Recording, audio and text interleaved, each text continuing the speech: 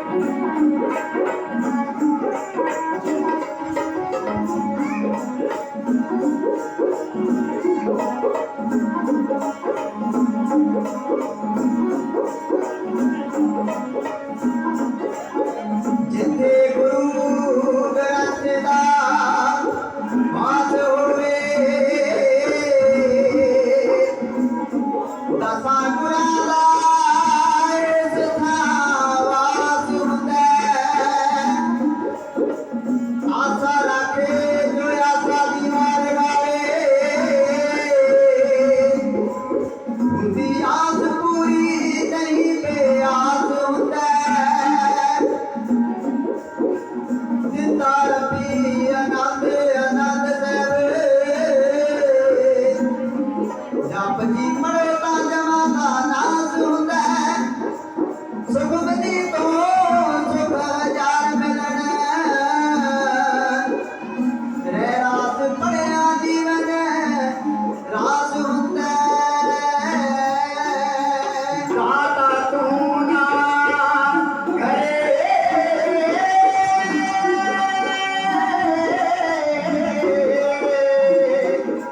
ते होर करे तेरा ते मेरिया सबे जरूरतां पूरियां नूं लोकी तकदे ऐब गुनाह मेरे ते मैं तकदा रहमतां तेरियां नूं ते मैं तकदा रहमतां तेरियां नूं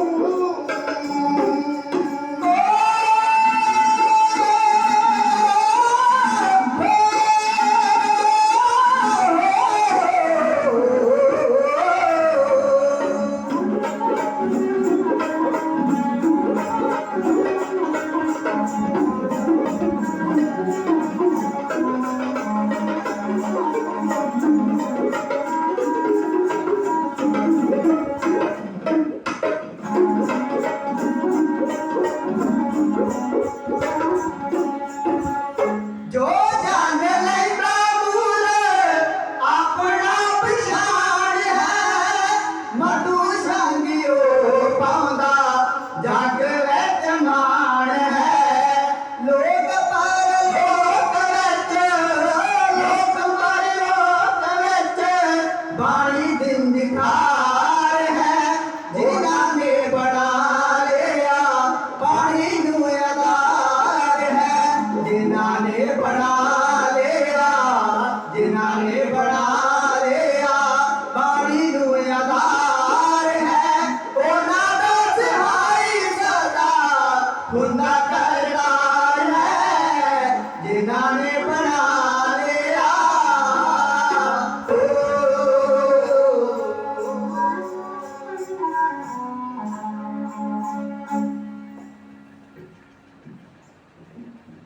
सज्जन सच्चा पातशाह सिर शाहां दे शाह जिस पास बैठिया सोई है सबना दा वेसा धन धन साहिब श्री गुरु ग्रंथ साहिब महाराज इन्हां दी पावन पवित्र निकी गोद अंदर सजे बैठे सत संगी जनो अकाल पुरख वाहिगुरू जी ने साडे सारे ते रहमत बख्शिश कीती जो सत संगत रूपी घड़ियां महाराज जी ने बख्शिश कीतियां ने तुसी बड़ भागी हो जो साहिब सतगुरु धन गुरु ग्रंथ साहिब महाराज जी ने पावन पहले प्रकाश दिहाड़े नूं मना रहे हो आओ सब तो पहला अपनी मन बिरतियां नूं एकाग्र करिए जिथे आप श्री रूप सतगुरु जी की पावन हाजरी के अंदर सजे बैठे हो उत्थे अपने मन के खंडार नूं मिटाउंदियां होया आपां सतगुरु सच्चे पातशाह महाराज जी के चरनां दा ध्यान करिए आप फतेह बुलाउण तो पहला मैं की निक्की जी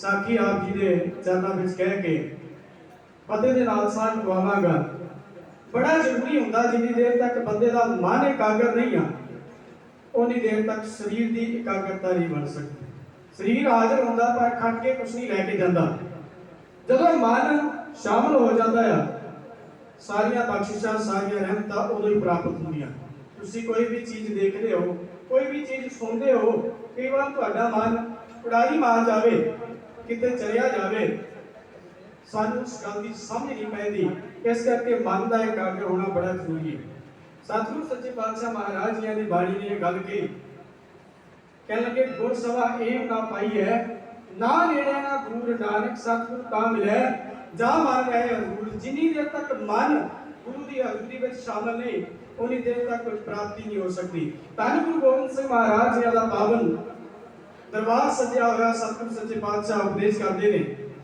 पहाड़ी राजे बेईमान हो गए जिन्होंने किसी टाइम सतगुरु जी ने तक लैके दिते ये आज सतगुरु सच्चे पातशाह महाराज जी के उत्ते चढ़ाई करके आते हैं उन सिखा ने देखा भी इन्हों का बेईमाना का कुछ पता नहीं बड़ी बार ये बसाघात कर गए ने इस करके सिखा ने फैसला किया कि असी रात नूं अनंदपुर साहिब जी की पावन धरती पर पहरा दिया करांगे सारे सिखा ने अपनी अपनी ड्यूटियां बन लिया गुरु गोबिंद सिंह महाराज जी ने भी दसिया गया महाराज ने भी प्रवान किया भी चंगी गल है सचेत रहना चाहिए है ये रात के हनेरे का फायदा भी उठा सकते हैं इस करके सिखा ने पहरा लाना शुरू कर दिता समा बतीत होंदा गया नाल दे पिंड दे विच नकला सी अज जिन्हां दी ड्यूटी आ उन्हां दे विच ਕੁਝ ਸਿੱਖ ਕਹਿਣ ਲੱਗੇ ਵੀ ਕਿਉਂ ਨਾ ਆਪਾਂ ਨਕਲਾਂ ਦੇਖਣ ਚਲੀਏ। ਇੱਥੇ ਕਿਹੜਾ ਰੋਜ਼ ਹੀ ਜਗ੍ਹਾ ਹੁੰਦੀਆਂ ਪਈਆਂ ਨੇ, ਇੱਥੇ ਕਿਹੜਾ ਰੋਜ਼ ਹੀ ਕੋਈ ਚੜਾਈ ਕਰਕੇ ਆਉਂਦਾ ਹੈ, ਆਪਾਂ ਨਕਲਾਂ ਦੇਖ ਆਈਏ। ਤੇ ਪਰ ਕੁਝ ਜਿਹੜੇ ਸਿੱਖ ਸਨ ਉਹ ਮੰਨੇ ਨਹੀਂ, ਕਹਿਣ ਲੱਗੇ ਕਿ ਗੁਰੂ ਗੋਬਿੰਦ ਸਿੰਘ ਮਹਾਰਾਜ ਜਾਗ ਪਏ ਤਾਂ ਆਪਣੀ ਬੇਇੱਜ਼ਤੀ ਹੋਵੇਗੀ, ਆਪਣੀ ਜ਼ਿੰਮੇਵਾਰੀ ਕਾਹਦੀ ਆ। ਜੇ ਕੋਈ ਅਨਸੁਖਾਵੀ ਘਟਨਾ ਵਾਪਰ ਗਈ ਤੇ ਜ਼ਿੰਮੇਵਾਰ ਕੌਣ ਹੋਵੇਗਾ। ਵੀ ਲਓ ਦੋ ਧੜੇ ਬਣ ਗਏ, ਇੱਕ ਕਹਿੰਦਾ ਦੇਖਣ ਜਾਣਾ, ਇੱਕ ਕਹਿੰਦਾ ਨਹੀਂ ਦੇਖਣ ਜਾਣਾ। ਗੁਰੂ ਪਾਤਸ਼ਾਹ ਕਹਿੰਦੇ ਵੀ ਆ ਇਦਾਂ ਦੇ ਕੰਮਾਂ 'ਚ ਆਪਣਾ ਟਾਈਮ ਨਾ ਖਰਾਬ ਕਰੀਏ, ਉਹਨੇ ਚਿਰ ਨੂੰ ਆਪਾਂ ਬਾਣੀ ਪੜ੍ਹ ਲਈਏ, ਬਾਣੀ ਵਿਚਾਰ ਲਵਾਂਗੇ। ਪਰ ਨਾ ਮੰਨੇ ਦੋ ਧੜੇ ਬਣ ਗਏ, ਇੱਕ ਕਹਿੰਦਾ ਹੈ ਜਾਣਾ, ਇੱਕ ਕਹਿੰਦਾ ਨਹੀਂ ਜਾਣਾ। ਵੀ ਜਿਹੜਾ ਕਹਿੰਦਾ ਜਾਣਾ ਉਹ ਚਲਿਆ ਗਿਆ, ਜਿਹੜੇ ਕਹਿੰਦੇ ਸੀ ਨਹੀਂ ਜਾਣਾ ਉਹ ਪਹਿਰੇ ਤੇ ਰਹਿ। ਸਾਰੀ ਰਾਤ ਬਤੀਤ ਹੋਈ, ਕੋਈ ਅਨਸੁਖਾਵੀ ਘਟਨਾ ਨਹੀਂ ਵਾਪਰੀ। ਗੁਰੂ ਗੋਬਿੰਦ ਸਿੰਘ ਮਹਾਰਾਜ ਰਾਤ ਨੂੰ ਜਾਗੇ ਨਹੀਂ, ਇਹਨਾਂ ਦਾ ਸਾਰੀ ਰਾਤ ਧਿਆਨ ਨਕਲਾਂ ਦੇ ਵਿੱਚ ਰਿਹਾ। ਸਵੇਰੇ ਬਾਦਸ਼ਾਹ ਦਾ ਦੀਵਾਨ ਸਜਿਆ, ਆਸਾ ਕੀ ਵਾਰ ਦਾ ਪਾਠ ਹੋਇਆ। ਸਤਿਗੁਰੂ ਜੀ ਨੇ ਵਿਚਾਰ ਕੀਤੀ, ਜਦੋਂ ਵਿਚਾਰਾ ਹੋ ਕੇ ਸਮਾਪਤੀ ਕਰਨ ਲੱਗੇ ਮਹਾਰਾਜ ਜੀ ਨੇ ਕਿ ਇੱਕ ਗੱਲ ਕੀਤੀ ਕਿ ਹਾਜ਼ਰ ਗੈਰ ਹਾਜ਼ਰ, ਗੈਰ ਹਾਜ਼ਰ ਹਾਜ਼ਰ। ਹੁਣ ਜੇ ਕਿਸੇ ਨੂੰ ਗੱਲ ਦਾ ਪਤਾ ਹੋਵੇ ਤਾਂ ਹੀ ਇਹਦੇ ਅਰਥ ਸਮਝ ਹੋਣ, ਅਰਥ ਤਾਂ ਸਮਝ ਨਹੀਂ ਆਏ। ਇਸ ਕਰਕੇ ਮੁਖੀ ਸਿੱਖਾਂ ਨੇ ਪੁੱਛਿਆ ਮਹਾਰਾਜ ਜਿਹੜੇ ਤੁਸੀਂ ਭਜਨ ਕਹੇ ਨੇ ਉਹ ਸਾਨੂੰ ਸਮਝ ਨਹੀਂ ਆਏ। ਮਹਾਰਾਜ ਮੁਸਕਰਾਏ, ਕਹਿਣ ਲੱਗੇ ਜਿਨ੍ਹਾਂ ਦੀ ਬਾਬਤ ਕਹੇ ਆ ਉਹ ਸਮਝ ਗਏ ਨੇ, ਜਿਹੜੇ ਨਹੀਂ ਦੇਖਣ ਗਏ ਸਨ ਉਹ ਬੜੇ ਮਾਣ ਦੇ ਨਾਲ ਸਿਰ ਉੱਚਾ ਕਰਕੇ ਬੈਠੇ ਨੇ, ਜਿਹੜੇ ਗਏ ਨੇ ਉਹਨਾਂ ਦੀਆਂ ਨੀਵੀਆਂ ਪਈਆਂ ਹੋਈਆਂ ਨੇ। ਵੀ ਲਓ ਸਤਿਗੁਰੂ ਸੱਚੇ ਪਾਤਸ਼ਾਹ ਮਹਾਰਾਜ ਜੀ ਨੇ ਦੋਨਾਂ ਧੜੇ ਖੜੇ ਕਰ ਲਏ। ਜਿਹੜੇ ਰਾਤ ਨਕਲਾਂ ਦੇਖਣ ਗਏ ਸਨ, ਕਿਉਂਕਿ ਗੁਰੂ ਤੋਂ ਕੁਝ ਵੀ ਲੁਕਾਇਆ ਛੁਪਾਇਆ ਨਹੀਂ ਜਾ ਸਕਦਾ, ਗੁਰੂ ਤੋਂ ਵੀ ਕੁਝ ਲੁਕਾਇਆ ਜਾ ਸਕਦਾ, ਗੁਰੂ ਤਾਂ ਅੰਦਰ ਦੀਆਂ ਜਾਣਨ ਵਾਲੇ ਨੇ। ਵੀ ਮਹਾਰਾਜ ਨੇ ਦੋਨੋਂ ਧੜੇ ਖੜੇ ਕੀਤੇ ਆ। ਜਿਹੜੇ ਨਕਲਾਂ ਦੇਖਣ ਗਏ ਸਨ ਉਹਨਾਂ ਨੇ ਨੀਵੀਆਂ ਪਾਈਆਂ। ਸ਼ਰਮਿੰਦਾ ਨੇ ਸਤਿਗੁਰੂ ਜੀ ਨੇ ਉਹਨਾਂ ਨੂੰ ਸਮਝਾਇਆ ਇਹ ਕੰਮ ਨਹੀਂ ਕਰਨਾ ਚਾਹੀਦਾ ਸੀ ਤੁਹਾਨੂੰ, ਤੁਸੀਂ ਆਪਣੀ ਜ਼ਿੰਮੇਵਾਰੀ ਤੋਂ ਭਗੌੜੇ ਆ। ਇੰਨੀ ਗੱਲ ਕਹਿ ਕੇ ਮਹਾਰਾਜ ਨੇ ਉਹਨਾਂ ਨੂੰ ਬਿਠਾ ਦਿੱਤਾ। ਦੂਜਿਆਂ ਨੂੰ ਸਤਿਗੁਰੂ ਜੀ ਨੇ ਬੈਠਣ ਲਈ ਕਿਹਾ ਜੀ, ਨਾ ਕੋਈ ਸ਼ਬਦ ਕਹੇ। ਹੁਣ ਸਾਰੀ ਸਿੱਖ ਸੰਗਤ ਜਿਹੜੀ ਸੀ ਉੱਤੇ ਉਹ ਦੇਖਣ ਲੱਗ ਪਈ ਵੀ ਇਹਨਾਂ ਦਾ ਤਾਂ ਕੋਈ ਕਸੂਰ ਵੀ ਨਹੀਂ ਹੈ, ਮਹਾਰਾਜ ਨੇ ਇਹਨਾਂ ਨੂੰ ਖੜਿਆ ਰੱਖਿਆ। तो सिखा ने क्या महाराज इन्हां नूं क्यों खड़िया रखिया। ते महाराज कह लगे दारा सभा दे विच हाज़र नहीं सन। कह लगे महाराज इन्हां ने तो सारी रात पहरा दिता, गैर हाज़र तो दूजे सन जिन्हां नूं तुसीं बिठा दिता। महाराज कह लगे नहीं, दारा सभा दे विच इन्हां दा ध्यान सारी रात नकलां विच रिहा। ये हाज़र भावें अनंदपुर साहिब दी धरती ते सन, पर इन्हां दा ध्यान ही सी भी असीं भी चले जाने, किहड़ा गुरु गोबिंद सिंह महाराज जागे ने ते असीं भी चले जाने, असीं भी मनोरंजन करके आउने। ते जेड़े गए सन उन्हां दा ध्यान मेरे चरणों विच सी, बार-बार यही सोच रहे सी कि गुरु गोबिंद सिंह जाग ना जाण। इस करके उन्हां ने तां नकलां देखियां ही नहीं। ये ना होया ते बावजूद भी उत्थे ना हाज़र होण दे बावजूद भी ये नकलां दे विच ही हाज़र सन ते इत्थे हाज़र ना होण दे बावजूद भी मेरे चरणों विच ही सन। सतगुरु सच्चे पातशाह महाराज ने क्या मन की एकाग्रता बड़ी जरूरी है। आओ अपनी मन वृत्तियां में एकाग्र करो, केवल शरीर करके गुरु के चरणों में ना बैठ जाइए, मन भी सतगुरु जी के चरणों में हाजिर हो जाए। ताकि सानू इतिहास दी बातां, सानू गुरबाणी दी बातां समझ आउणगियां। आओ अपनी मन वृत्तियां में एकाग्र करो। धन गुरु गोबिंद सिंह महाराज जी ने साडे उत्ते बख्शिश कीती, उस अकाल पुरख वाहिगुरु दी फतेह साडी बख्शिश कीती है, जिहदे विच वाहिगुरु शब्द 2 बार आउंदा है। 2 बार वाहिगुरु क्या जाता, 2 बार वाहिगुरु का सिमरन होता है। एक बार भी जे मन दे विचों वाहिगुरु निकल जाए बंदे दे चंगे भागां दी निशानी आ। आओ बख्शी फतेह अकाल दी है तुरदर गाई, बाजा वाले कौम दी है झोली पाई। हर ने बाने फतेह नूं जो पाउणा चाहुंदे ओही गुरसिख गज के है फतेह बुलाउंदे। बैठो सज के आखो गज के वाहिगुरु जी का खालसा वाहिगुरु जी की फतेह। सतगुरु जी सच्चे पातशाह महाराज जी की जी बाणी आ वो सिख के जीवन का आधार है। भाई गुरदास ने कहा जिवें मच्छी पानी तो बिना नहीं बच सकती, इसे ही तरीके दे नाल जिहड़ा सिख है बाणी तो बिना बच नहीं सकता। जे मच्छी पानी तो बिना बच जाए तो असीं कहांगे नकली है, मच्छी नहीं हो सकती। इसे ही तरीके दे नाल महाराज कहंदा जिहड़े बाणी तो बिना, बाणी समझे तो बाणी पढ़न तो बिना भी जीते रहंदे ने, जिहड़े चलदे फिरदे ने अपने आप को सिख कहलाउंदे ने। महाराज कहने के उदाहरण समय देखी ने वो सिख नहीं हो सकते, क्योंकि सिख दे जीवन का आधार बाणी आ। अज असीं बाणी दे बाबत ही गल्लां करदीआं ने कि धन गुरु नानक साहब महाराज ये भली भांत जानदे ने कि शब्द की अहमियत साडी जिंदगी दे विच बड़ी है। शब्द साडी जिंदगी दा आधार है, तां सानूं शब्द दे नाल लाया ना महाराज। तुसीं देखियो साडे घरां विच निक्के निक्के बच्चे आ, जिन्नी देर तक कोई शब्द नहीं बोलदे ना उन्नी देर तक आपां उन्हां नूं समझ नहीं पाउंदी। बच्चा इशारा करदा कि बस जो नहीं बोलदा ना, कई बार वो इशारा करदा है ਕਈ ਚੀਜ਼ਾਂ ਤਾਂ ਅਸੀਂ ਸਮਝ ਲੈਣੇ, ਬਹੁਤੀਆਂ ਚੀਜ਼ਾਂ ਕਈ ਵਾਰ ਸਾਡੇ ਤੋਂ ਰਹਿ ਜਾਂਦੀਆਂ ਵੀ ਅਸੀਂ ਸਮਝ ਨਹੀਂ ਪਾਉਂਦੇ ਕੀ ਮੰਗਦਾ ਬੱਚਾ। ਪਰ ਜਦੋਂ ਪ੍ਰੋਪਰ ਸ਼ਬਦ ਬੋਲਣ ਲੱਗ ਪੈਂਦਾ ਆ, ਜੋ ਜਿਹਦੀ ਚੀਜ਼ ਦੀ ਡਿਮਾਂਡ ਕਰਦਾ ਅਸੀਂ ਉਸੇ ਵੇਲੇ ਹਾਜ਼ਰ ਕਰਦੇ ਹਾਂ, ਵੀ ਪਤਾ ਲੱਗ ਜਾਂਦਾ ਨਾ ਸਾਨੂੰ ਸ਼ਬਦ ਦੀ ਬੜੀ ਅਹਿਮੀਅਤ ਆ। ਸਾਡੇ ਸਿਆਣੇ ਤਾਂ ਇੱਥੇ ਤੱਕ ਕਹਿੰਦੇ ਸਰੀਰ ਦੇ ਉੱਤੇ ਲੱਗਿਆ ਹੋਇਆ ਪੱਟ ਸਮੇਂ ਦੇ ਨਾਲ ਮਿਟ ਜਾਂਦਾ, ਪਰ ਜ਼ੁਬਾਨ ਦੇ ਨਾਲ ਲੱਗਿਆ ਹੋਇਆ ਪੱਟ ਮਿਟਦਾ ਨਹੀਂ। ਇਹਦਾ ਮਤਲਬ ਜ਼ਿੰਦਗੀ ਦੇ ਵਿੱਚ ਸ਼ਬਦ ਦੀ ਬੜੀ ਅਹਿਮੀਅਤ ਹੈ। ਧੰਨ ਗੁਰੂ ਨਾਨਕ ਸਾਹਿਬ ਮਹਾਰਾਜ ਇਸ ਗੱਲ ਨੂੰ ਜਾਣਦੇ ਨੇ। ਇਸ ਕਰਕੇ ਜਦੋਂ ਇਸ ਮਹਾਰਾਜ ਸਿੱਧਾਂ ਦੇ ਨਾਲ ਮਿਲਾਪ ਕਰਦੇ ਨੇ, ਸਿੱਧਾਂ ਦੇ ਨਾਲ ਸਤਿਗੁਰੂ ਜੀ ਦੀਆਂ ਗੋਸ਼ਟਾਂ ਹੋਈਆਂ, ਉਹਨਾਂ ਨੇ ਸਤਿਗੁਰੂ ਜੀ ਦੀ ਰੱਬੀ ਬਾਣੀ ਸੁਣੀ, ਉਹਨਾਂ ਨੇ ਵਿਚਾਰਾਂ ਸੁਣੀਆਂ ਗੁਰੂ ਨਾਨਕ ਪਾਤਸ਼ਾਹ ਦੀਆਂ। ਉਹਨਾਂ ਨੇ ਪੁੱਛਿਆ ਸੀ, ਮਹਾਰਾਜ ਤੁਹਾਡਾ ਗੁਰੂ ਕੌਣ ਆ ਜਿਹੜਾ ਇੰਨੀਆਂ ਚੰਗੀਆਂ ਵਿਚਾਰਧਾਰਾ ਤੁਹਾਨੂੰ ਦੇ ਰਿਹਾ, ਜਿਹੜੀ ਇੰਨੀ ਚੰਗੀ ਸਮਝ ਤੁਹਾਨੂੰ ਦੇ ਰਿਹਾ। ਤੇ ਗੁਰੂ ਨਾਨਕ ਪਾਤਸ਼ਾਹ ਉਹਨਾਂ ਨੇ ਜੋ ਸਵਾਲ ਕੀਤਾ ਮਹਾਰਾਜ ਨੇ ਸਿੱਧ ਦੋਸਤ ਦੀ ਬਾਣੀ ਦੇ ਅੰਦਰ ਅੱਗੇ ਕੀਤਾ। ਉਹ ਕਹਿਣ ਲੱਗੇ, ਕਵਨ ਗੁਰੂ ਜਿਸ ਕਾ ਤੂੰ ਚੇਲਾ। ਮਹਾਰਾਜ ਨੇ ਉੱਤਰ ਦਿੱਤਾ, ਸ਼ਬਦ ਗੁਰੂ ਸੁਰਤ ਤੋਂ ਚੇਲਾ, ਵੀ ਮੇਰਾ ਗੁਰੂ ਆ ਸ਼ਬਦ। ਤਾਈਓ ਸਤਿਗੁਰੂ ਜੀ ਨੇ ਸਾਨੂੰ ਸ਼ਬਦ ਦੇ ਨਾਲ ਲਾਇਆ ਕਿ ਸ਼ਬਦ ਦੀ ਅਹਿਮੀਅਤ ਬੜੀ ਹੈ ਜ਼ਿੰਦਗੀ ਦੇ ਵਿੱਚ। ਗੁਰੂ ਨਾਨਕ ਸਾਹਿਬ ਮਹਾਰਾਜ ਜੀ ਨੇ ਗੁਰੂ ਗ੍ਰੰਥ ਸਾਹਿਬ ਮਹਾਰਾਜ ਜੀ ਦੀ ਸੰਪਾਦਨਾ ਕਰਨੀ ਸ਼ੁਰੂ ਕਰ ਦਿੱਤੀ। ਤੁਸੀਂ ਹੈਰਾਨ ਹੋਵੋਗੇ ਕਿ ਅਸੀਂ ਤਾਂ ਪੜ੍ਹਦੇ ਆਏ ਹਾਂ। ਗੁਰੂ ਅਰਜਨ ਸਾਹਿਬ ਮਹਾਰਾਜ ਜੀ ਨੇ ਸੰਪਾਦਨਾ ਕੀਤੀ। ਜੋ ਗੁਰੂ ਨਾਨਕ ਸਾਹਿਬ ਮਹਾਰਾਜ ਦਾ ਮਿਸ਼ਨ ਸੀ, ਉਹੀ 9 ਗੁਰੂ ਸਾਹਿਬਾਨਾਂ ਨੇ ਨੇਪਰੇ ਚਾੜਿਆ, ਉਹਦੇ ਉੱਤੇ ਸਤਿਗੁਰੂ ਸੱਚੇ ਪਾਤਸ਼ਾਹ ਮਹਾਰਾਜ ਜੀ ਨੇ ਪਹਿਰਾ ਦਿੱਤਾ। ਇਸ ਕਰਕੇ ਜਦੋਂ ਵੀ ਗੁਰੂ ਨਾਨਕ ਪਾਤਸ਼ਾਹ ਕਿਤੇ ਜਾਂਦੇ ਨੇ, ਜਦੋਂ ਵੀ ਕੋਈ ਬਾਣੀ ਉਚਾਰਨ ਕਰਦੇ ਨੇ, ਉਹਨੂੰ ਬਾਣੀ ਨੂੰ ਲਿਖ ਲੈਂਦੇ ਨੇ। ਜਦੋਂ ਸੱਜਣ ਦੇ ਕੋਲ ਗਏ ਨੇ ਮਹਾਰਾਜ, ਜਦੋਂ ਉਹਨੇ ਮਹਾਰਾਜ ਦਾ ਪਹਿਰਾਵਾ ਦੇਖਿਆ, ਉਹਨੂੰ ਲੱਗਿਆ ਵੀ ਇਹਨਾਂ ਦੇ ਕੋਲ ਬੜੇ ਪੈਸੇ ਹੋਣਗੇ, ਕਿਉਂਕਿ ਪੁਰਾਣੇ ਸਮਿਆਂ ਦੇ ਵਿੱਚ ਜਦੋਂ ਕਿਸੇ ਨੇ ਧਨ ਲੈ ਕੇ ਜਾਣਾ ਹੁੰਦਾ ਸੀ, ਕੋਈ ਕੀਮਤੀ ਵਸਤੂਆਂ ਲੈ ਕੇ ਜਾਣੀਆਂ ਹੁੰਦੀਆਂ ਸਨ, ਉਹ ਕਈ ਵਾਰ ਜੋਗੀਆਂ ਦਾ ਲਿਬਾਸ ਪਾ ਲੈਂਦਾ ਸੀ। ਉਹ ਧਾਰਮਿਕ ਲੋਕਾਂ ਵਾਲਾ ਲਿਬਾਸ ਪਾ ਲੈਂਦਾ ਵੀ ਕੋਈ ਸ਼ੱਕ ਨਾ ਪਵੇ। ਇਸ ਕਰਕੇ ਗੁਰੂ ਨਾਨਕ ਪਾਤਸ਼ਾਹ ਮਹਾਰਾਜ ਜੀ ਨੇ ਧਾਰਮਿਕ ਲੋਕਾਂ ਵਾਲਾ ਉਸ ਸਮੇਂ ਲਿਬਾਸ ਪਾਇਆ ਹੋਇਆ। ਇਸ ਗੱਲ ਨੂੰ ਸੱਜਣ ਬੜੀ ਭਲੀ ਭਾਂਤ ਜਾਣਦਾ, ਕਿਉਂਕਿ ਉਹਦਾ ਰੋਜ਼ ਦਾ ਕੰਮ ਹੈ ਲੋਕਾਂ ਨੂੰ ਲੁੱਟਣਾ। ਉਹਨੇ ਮਹਾਰਾਜ ਦੇ ਚਿਹਰੇ ਵੱਲ ਦੇਖਿਆ ਤੇ ਮਹਾਰਾਜ ਦੇ ਚਿਹਰੇ ਵੱਲ ਦੇਖ ਕੇ ਉਹਨੇ ਇਹੀ ਅੰਦਾਜ਼ਾ ਲਾਇਆ ਵੀ ਕਿਸੇ ਅਮੀਰ ਘਰ ਦਾ ਬੱਚਾ ਆ, ਕਿਉਂਕਿ ਇਹਦਾ ਜਿਹੜਾ ਚਿਹਰੇ ਦਾ ਰੂਪ ਆ ਉਹ ਬੜਾ ਚਮਕਾ ਲਾ ਰਿਹਾ ਆ। ਇਸ ਕਰਕੇ ਉਹਨੇ ਅੰਦਾਜ਼ਾ ਲਾਇਆ। ਉਹ ਤਾਕ ਦੇ ਵਿੱਚ ਵੀ ਕਰੋ ਗੁਰੂ ਨਾਨਕ ਮਹਾਰਾਜ ਸੌਣ ਤੇ ਕਦੋਂ ਅਸੀਂ ਆਪਣੇ ਮਨੋਰਥ ਦੇ ਵਿੱਚ ਸਫਲਤਾ ਹਾਸਲ ਕਰੀਏ। ਧੰਨ ਗੁਰੂ ਨਾਨਕ ਸਾਹਿਬ ਮਹਾਰਾਜ ਜਾਣ ਗਏ ਨੇ। ਰਾਤ ਦਾ ਸੌਣ ਦਾ ਵੇਲਾ ਮਹਾਰਾਜ ਦਾ ਹੋ ਚੁੱਕਾ ਆ।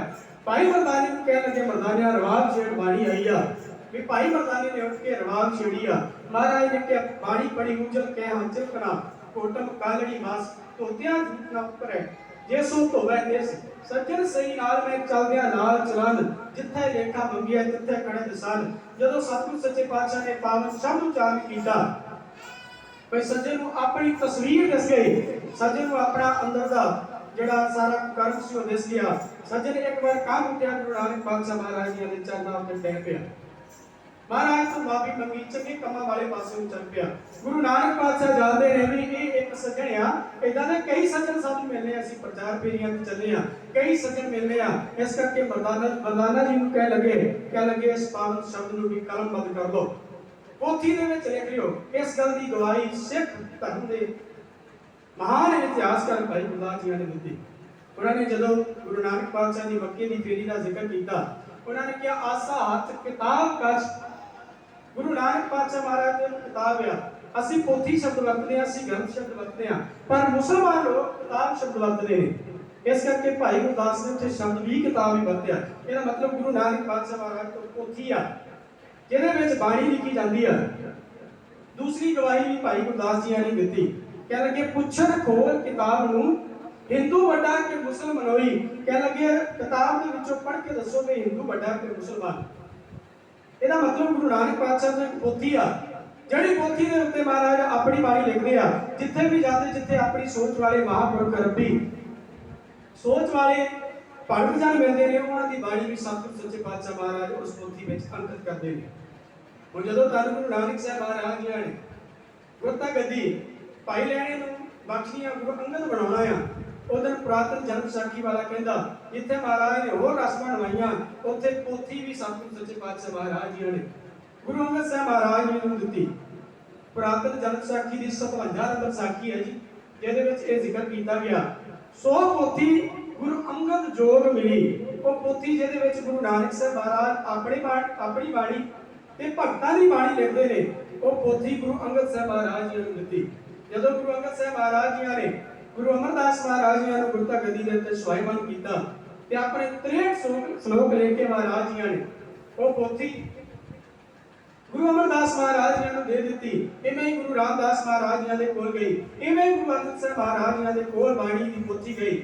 ਵੇ ਜਦੋਂ ਸਤਿਗੁਰੂ ਸੱਚੇ ਪਾਤਸ਼ਾਹ ਮਹਾਰਾਜ ਪੰਚਮ ਗੁਰਦੇਵ ਦੇ ਕੋਲ ਬਾਣੀ ਦੀ ਪੋਥੀ ਗਈ, ਸਤਿਗੁਰੂ ਜੀ ਨੇ ਆਪਣੀ ਇਲਾਹੀ ਬਾਣੀ ਵੀ ਉਸ ਪੋਥੀ ਵਿੱਚ ਲਿਖਣੀ ਸ਼ੁਰੂ ਕਰ ਦਿੱਤੀ ਹੈ। ਮੈਂ ਹੁਣ ਸਤਿਗੁਰੂ ਸੱਚੇ ਪਾਤਸ਼ਾਹ ਮਹਾਰਾਜ ਜੀ ਨੇ ਫੈਸਲਾ ਲਿਆ ਕਿ ਬਾਣੀ ਨੂੰ ਇੱਕ ਰੂਪ ਦਿੱਤਾ ਜਾਵੇ, ਇੱਕ ਗ੍ਰੰਥ ਦੇ ਰੂਪ ਦੇ ਵਿੱਚ ਲੈ ਕੇ ਆਂਦਾ ਜਾਵੇ। ਲੋੜ ਕਿਉਂ ਪਈ, ਇਹਦੇ ਕਾਰਨ ਕੀ ਹੈ, ਮੈਂ ਕਵਿਤਾ ਤੋਂ ਬਾਅਦ ਦੱਸਾਂਗਾ। ਜਿਵੇਂ ਸਤਿਗੁਰੂ ਸੱਚੇ ਪਾਤਸ਼ਾਹ ਮਹਾਰਾਜ ਜੀ ਨੇ ਭਾਈ ਗੁਰਦਾਸ ਜੀ ਨੂੰ ਸੰਬੋਧਨ ਹੋ ਕੇ ਬਾਣੀ ਲਿਖਣ ਦੇ ਲਈ ਕਿਹਾ, ਉਸ ਵੇਲੇ ਦਾ ਸੀ ਢਾਡੀ ਜੱਥੇ ਦੀ ਜਵਾਨੋ ਇਹੋ ਸੰਤ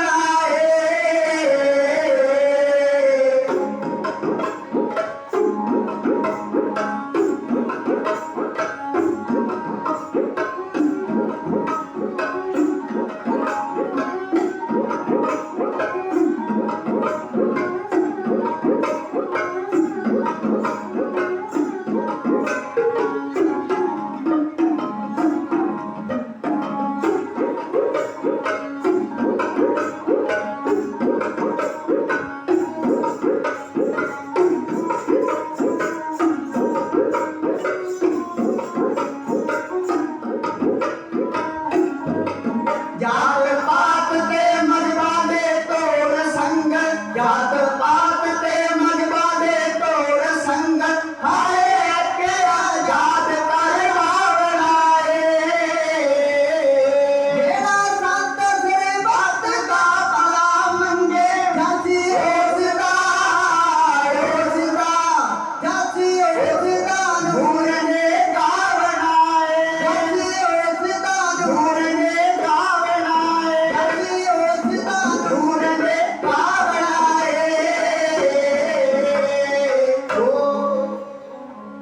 गुरु ग्रंथ साहिब महाराज जी की पावन बाणी समੁੱਚੀ ਮਨੁੱਖਤਾ ਦੇ ਭਲੇ ਵਾਸਤੇ ਤਿਆਰ ਕੀਤੀ ਗਈ। ਭਾਈ ਗੁਰਦਾਸ ਜੀ ਨੂੰ ਇਹ ਡਿਊਟੀ ਲਗਾਈ ਗਈ ਕਿ ਤੁਸੀਂ ਗੁਰੂ ਗ੍ਰੰਥ ਸਾਹਿਬ ਮਹਾਰਾਜ ਜੀ ਦਾ ਪਾਵਨ ਸਰੂਪ ਤਿਆਰ ਕਰਨਾ। ਵੀ ਕਿਉਂ ਇਸ ਦੀ ਸੰਪਾਦਨਾ ਕਰਨੀ ਆ ਤੁਸੀਂ, ਇਹਦਾ ਕਾਰਨ ਕੀ ਆ ਉਹ ਮੈਂ ਦੱਸ ਦਵਾਂ।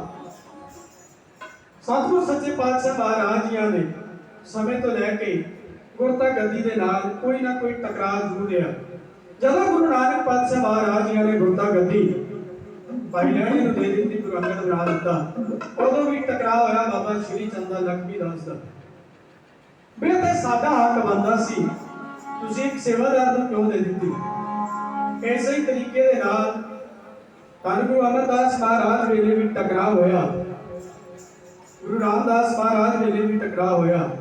ਪਰ ਜਦੋਂ ਧੰਨ ਗੁਰੂ ਰਾਮਦਾਸ ਮਹਾਰਾਜ ਜੀ ਨੇ ਗੁਰਤਾ ਗੱਦੀ ਦਿੱਤੀ, ਪਹਿਲੇ ਗੁਰੂ ਸਾਹਿਬਾਨਾਂ ਨੇ ਬਾਹਰਲਿਆਂ ਨੂੰ ਦਿੱਤੀ ਹੈ ਗੁਰਤਾ ਗੱਦੀ।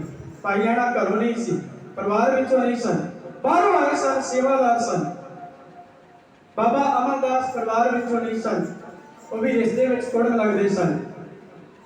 ਭਾਈ ਜੇਠਾ ਜੀ ਵੀ ਘਰੋਂ ਨਹੀਂ ਸਨ, ਉਹ ਜਵਾਈ ਸਨ ਰਿਸ਼ਤੇ ਵਿੱਚ। ਪਰ ਪਹਿਲੀ ਵਾਰ ਆਉਣ ਲੱਗਾ ਆ ਜਦੋਂ ਗੁਰਤਾ ਗੱਦੀ ਗੁਰੂ ਅਰਜਨ ਸਾਹਿਬ ਮਹਾਰਾਜ ਜੀ ਨੂੰ ਦਿੱਤੀ ਜਾਣ ਲੱਗੀ ਆ। ਧੰਨ ਗੁਰੂ ਰਾਮਦਾਸ ਮਹਾਰਾਜ ਜੀ ਨੇ ਆਪਣੇ ਦੋ ਵੱਡੇ ਪੁੱਤਰਾਂ ਨੂੰ ਛੱਡ ਕੇ ਆਪਣੇ ਤੀਸਰੇ ਪੁੱਤਰ, ਸਭ ਤੋਂ ਛੋਟੇ ਪੁੱਤਰ ਗੁਰੂ ਅਰਜਨ ਸਾਹਿਬ ਮਹਾਰਾਜ ਜੀ ਨੂੰ ਗੁਰਤਾ ਗੱਦੀ ਬਖਸ਼ੀ ਸੀ। ਇਹਦਾ ਵਿਰੋਧ ਬਹੁਤ ਵੱਡੇ ਪੱਧਰ ਤੇ ਹੋਇਆ।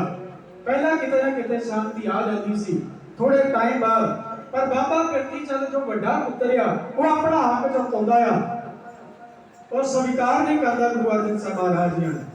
ਹੁਣ ਬਾਬਾ ਕਿਰਤੀ ਚੰਦ ਆ ਧੰਨ ਗੁਰੂ ਰਾਮਦਾਸ ਮਹਾਰਾਜ ਜੀ ਦੇ ਵੇਲੇ ਤੋਂ ਜਿਹੜਾ ਦਸਵੰਧ ਦੀ ਭੇਟ ਜਿਹੜੀ ਮਾਇਆ ਹੁੰਦੀ ਹੈ ਨਾ, ਉਹਦਾ ਸਾਰਾ ਸਾਂਭ ਸੰਭਾਲ ਇਹ ਬਾਬਾ ਕਿਰਤੀ ਚੰਦ ਹੀ ਕਰਦਾ ਹੈ। ਇਹਦੇ ਨਾਲ ਬੜੇ ਮਸੰਦ ਜੁੜੇ ਹੋਏ ਸਨ ਸਾਰੇ, ਕਿਉਂਕਿ ਮਸੰਦਾਂ ਦੇ ਥਰੂ ਹੀ ਸਾਰੀ ਮਾਇਆ ਇਕੱਤਰ ਹੁੰਦੀ ਸੀ ਤੇ ਸਾਰਿਆਂ ਨੇ ਜਮ੍ਹਾਂ ਕਰਾਉਣੀ ਹੁੰਦੀ ਸੀ। ਬਾਬੇ ਕਿਰਤੀ ਚੰਦ ਦੇ ਕੋਲ ਇਹਨੇ ਆਪਣੇ ਨਾਲ ਸਾਰਿਆਂ ਦੀ ਗਾਂਠ ਸਾਂਝ ਕਰ ਲਈ।